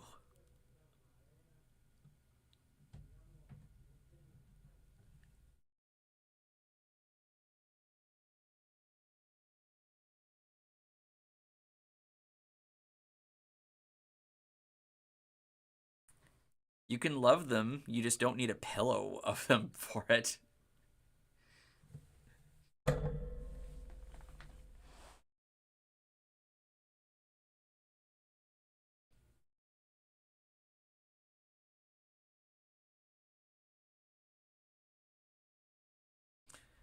What's to lose if I already have 2 Metallica blankets? God.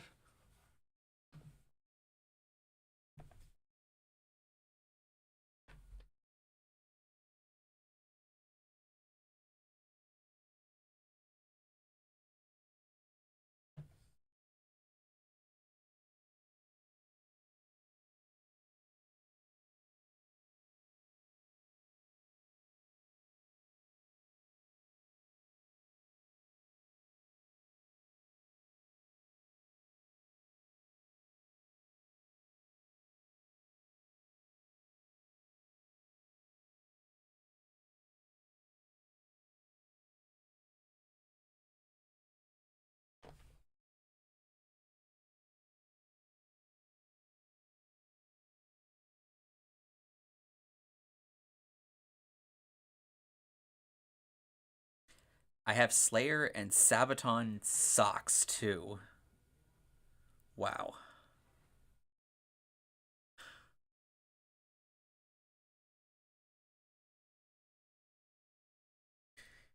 You're kind of starting to um you're kind of starting to weird me out a little.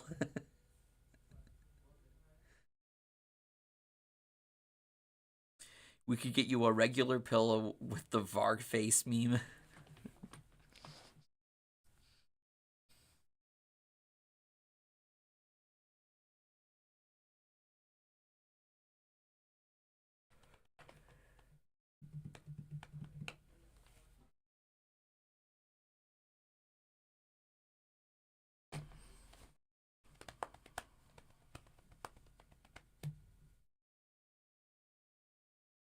Space metal consumer. Yes, that's precisely why you're weirding me out.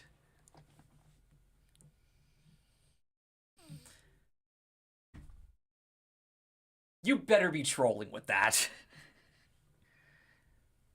You better be fucking trolling with that, dude.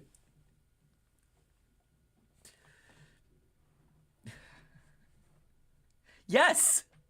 Yes, it is!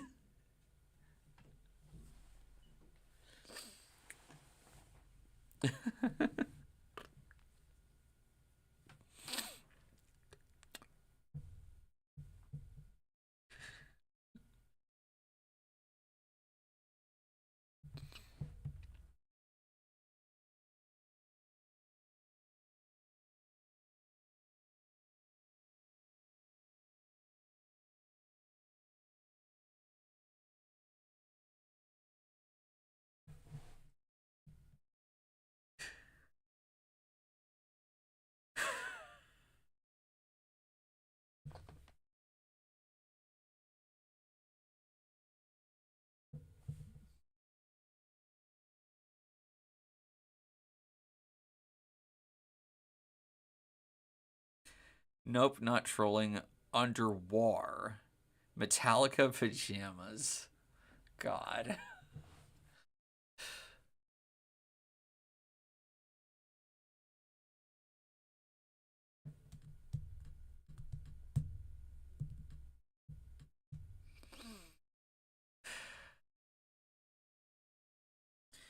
You may just have the award for like the biggest fanboy.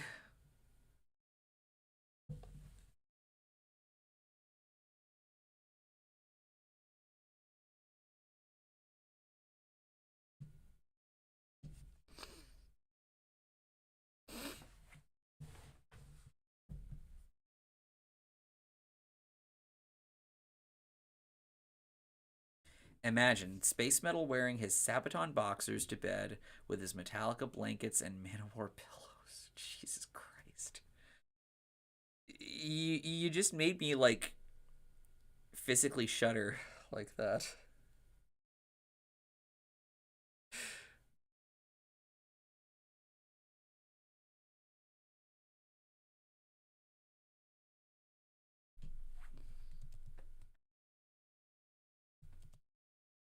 What about the many ski hates I have from Elaviti, Enforcer, Exodus, Sabaton, etc.? I mean, that's like regular merch and whatnot.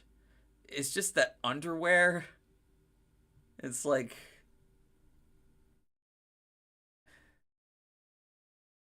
don't forget the Varg pillow.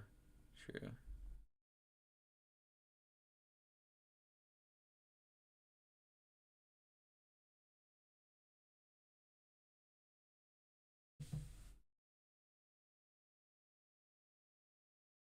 Smiling at him as he dreams of consuming more. Yep. Metallica and dog tags? Huh. Do you have like do you have like every like article of clothing with Metallica's logo on it?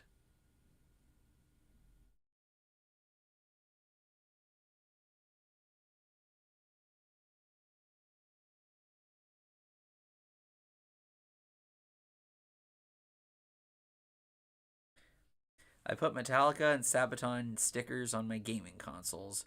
Iron Maiden socks too. Jeez.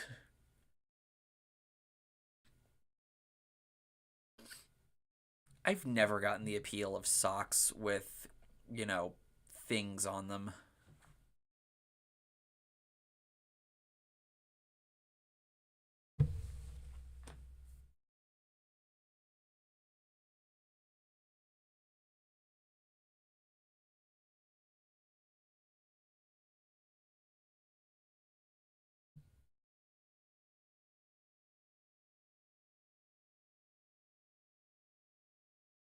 I have Sabaton shorts too. Yes, lol. You know how Space flips burgers with Sabatongs. That wasn't funny at all. Maybe not pants though. God.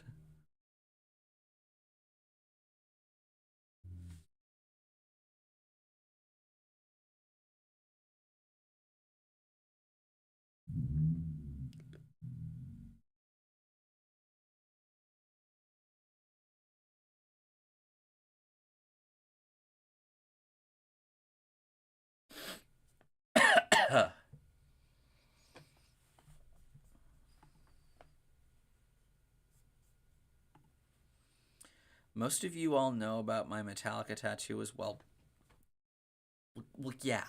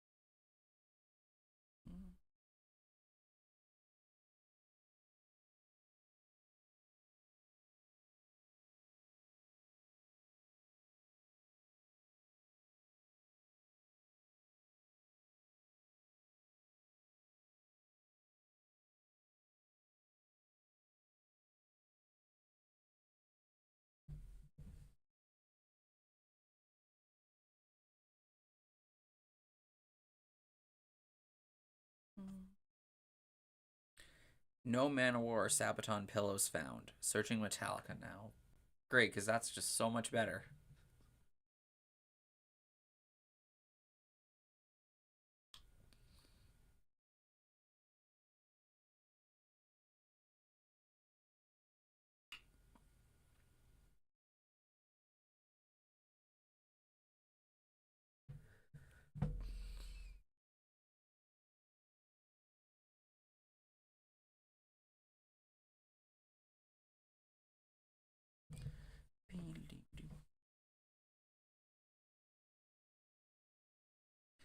Why Metallica above Manowar and Sabaton?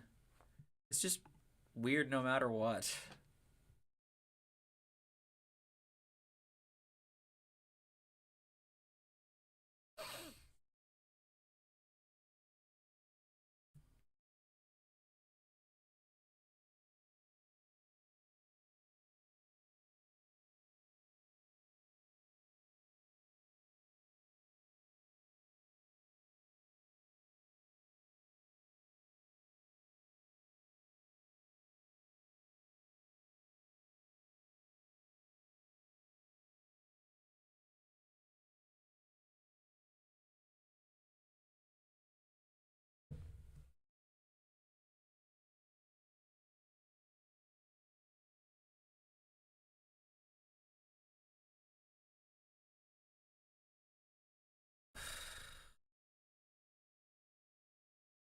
Metallica underwear.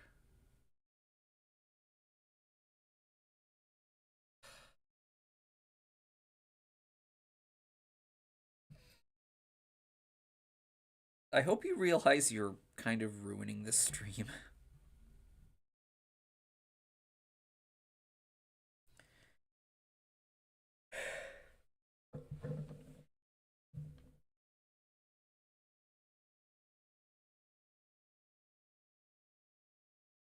More shorts.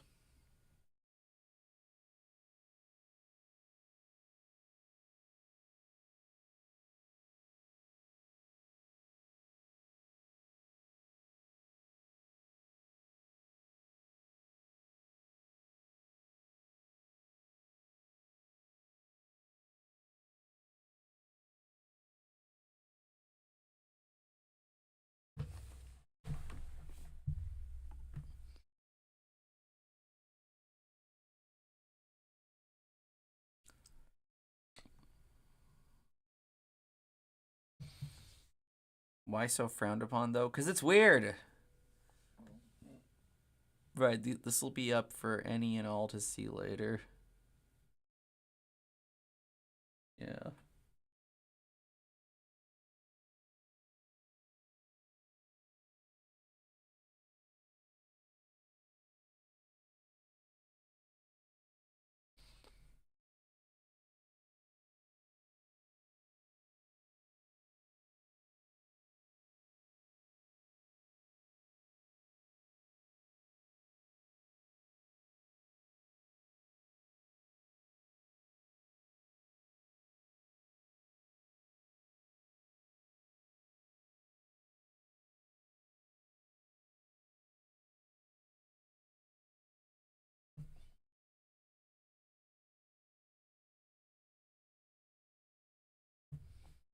Oh, Beakman's now here. Okay.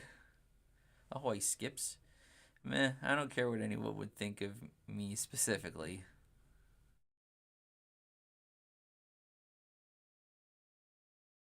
Don't know how long I'm gonna keep the stream going. Um, cause I'm wanting to eat soon. But see if I can keep it going for a little while longer, I guess. But I have to pee first, so you know what that means.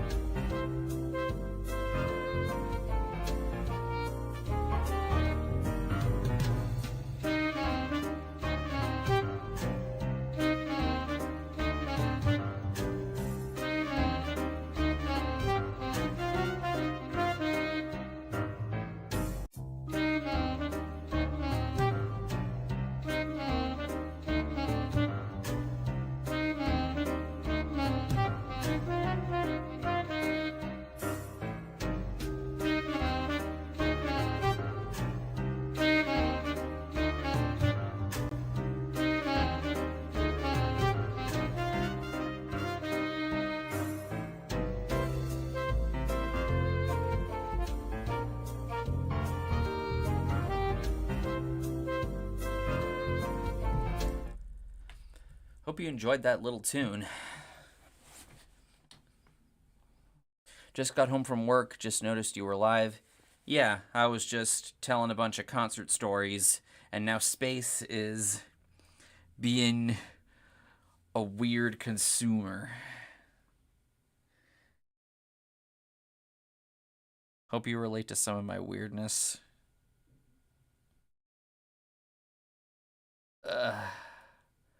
I don't think he's the kind of person that buys underwear of things.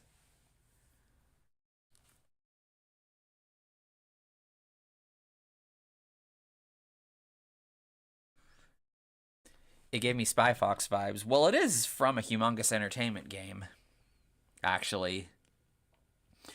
It is the I think the menu music from, of all games, Pajama Sam 4, aka the worst game in the series.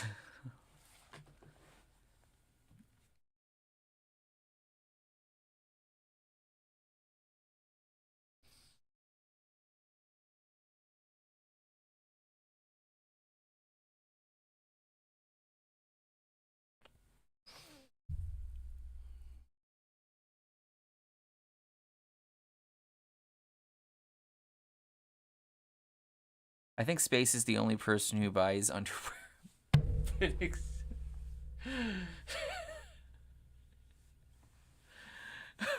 What are you saying? What are you saying there?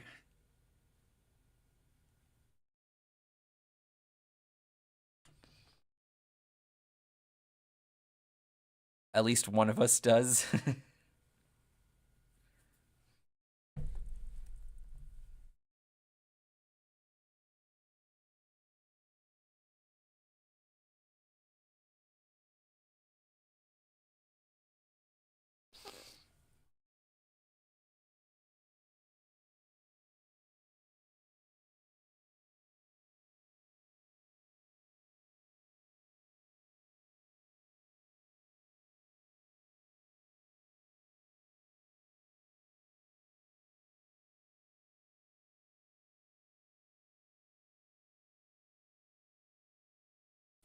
I'm free.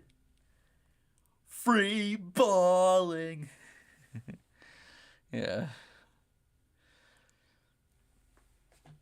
I was gonna say, if that's what you do, then That's certainly an interesting way to live life.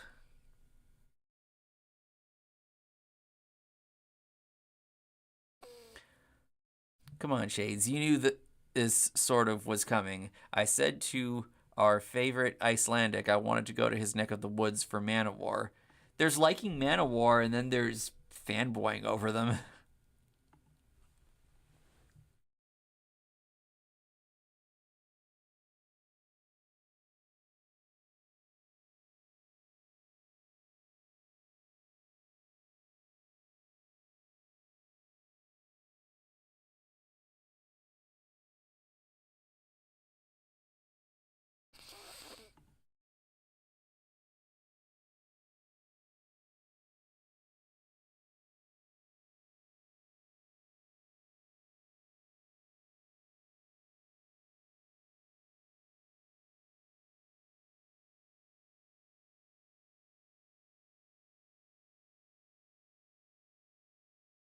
Only the most special bands deserve that from me.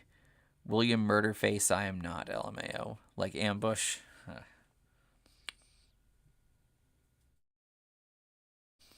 Who I do not have merch from yet, BTW.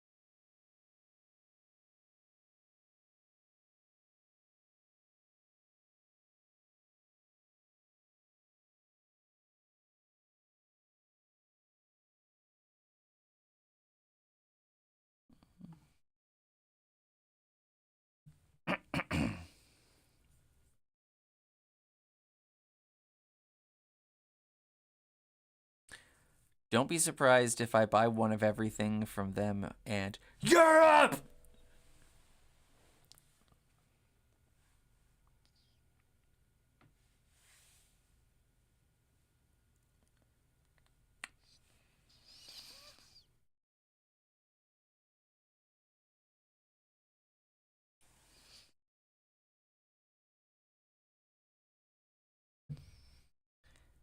I heart Europe too.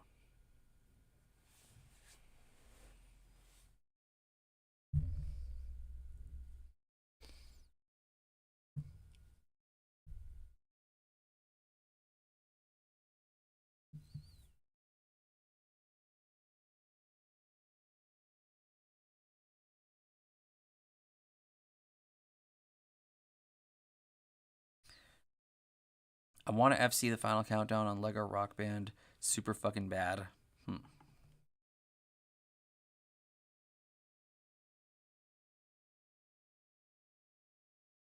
Well, nothing weird about wanting to FC songs.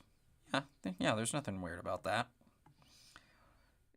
Just, it's just talking about underwear. It's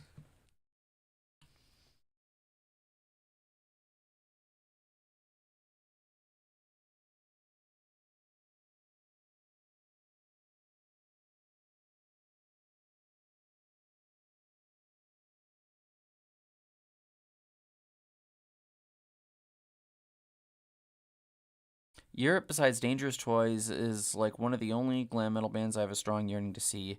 Europe is like the strongest.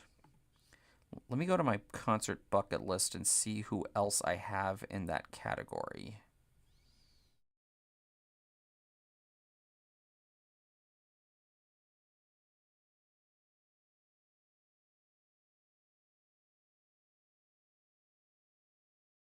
Concert bucket list.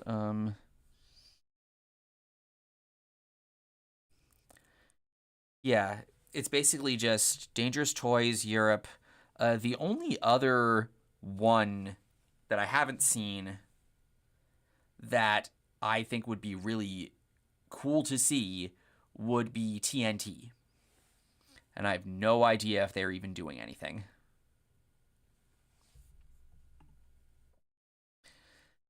Maybe White Snake can happen. I don't know if I want to see them again, but by all means.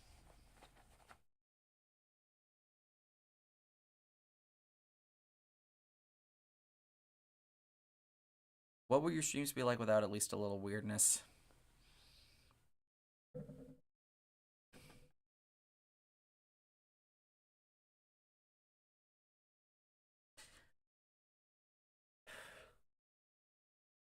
Yep, Y and T too. T Y Y T. I forgot what it was. It was two letters. B and S.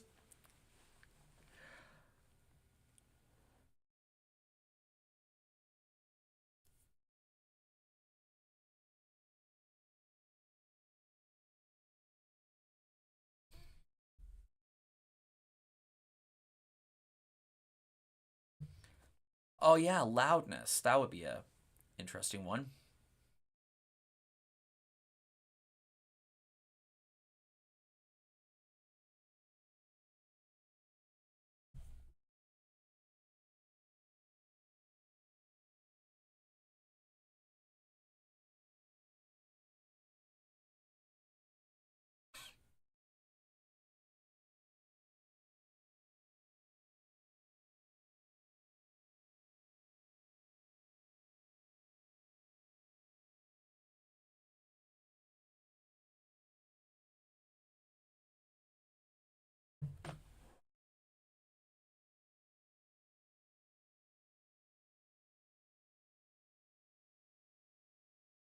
Thanks for reminding me to fix my concerts I'd like to see list since it's been a bit since I updated it. You're welcome. One of the best bands from Japan, pretty much. Yeah, they're my favorite Japanese band, I think.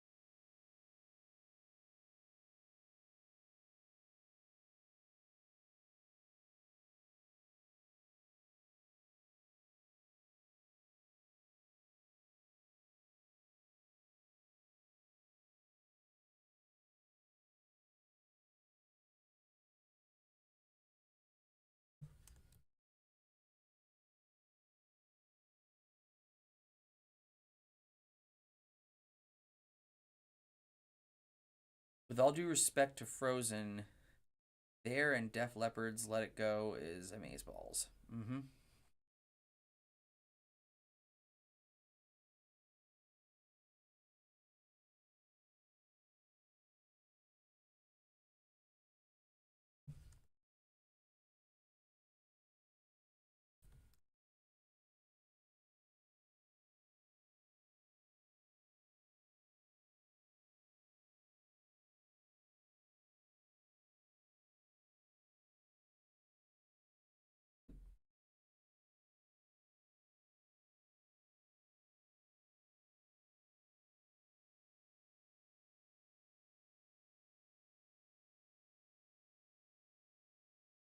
Podium of glam metal I want to see. Europe, Y&T, and Dangerous Toys.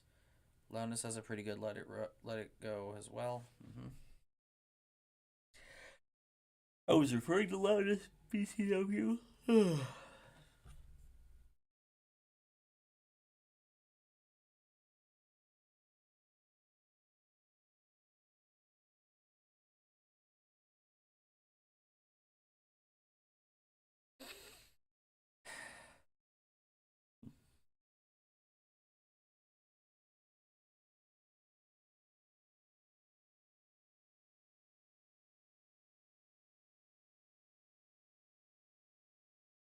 Oh, wasn't paying attention to the chat for a bit there.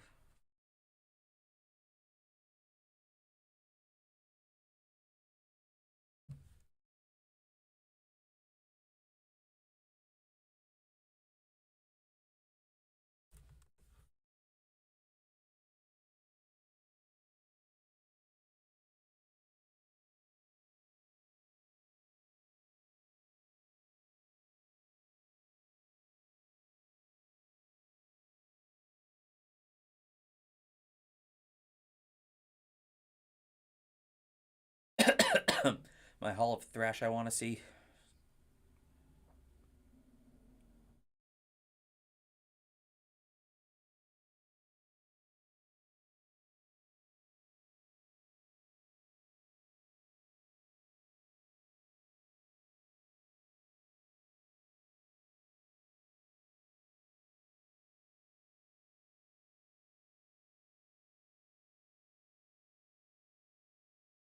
Sodom, Atrophy, Annihilator, Nuclear Assault, Onslaught, Destruction, Metal Church, Venom, Evil, Shadows Fall, Havoc. Shadows Fall, Thrash?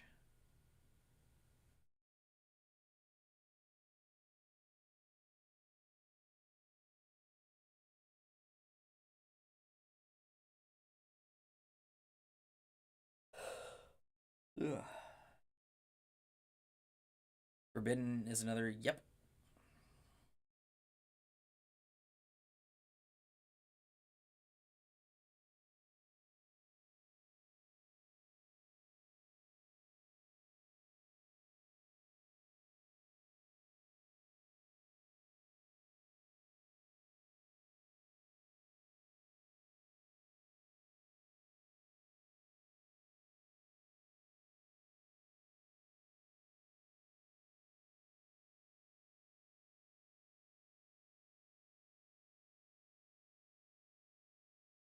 Surprise Coffee said nothing about Sodom when clowning me.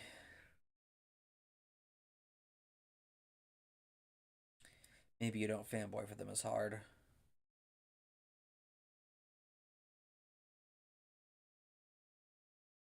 Hey man, I'm going to be taking off now. Nice time as always chatting with you, Shades. Have a good night and see you again soon.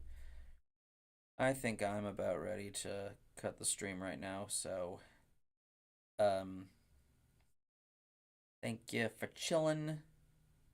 Take care and have a nice night. I'm Shades and I will see you next time.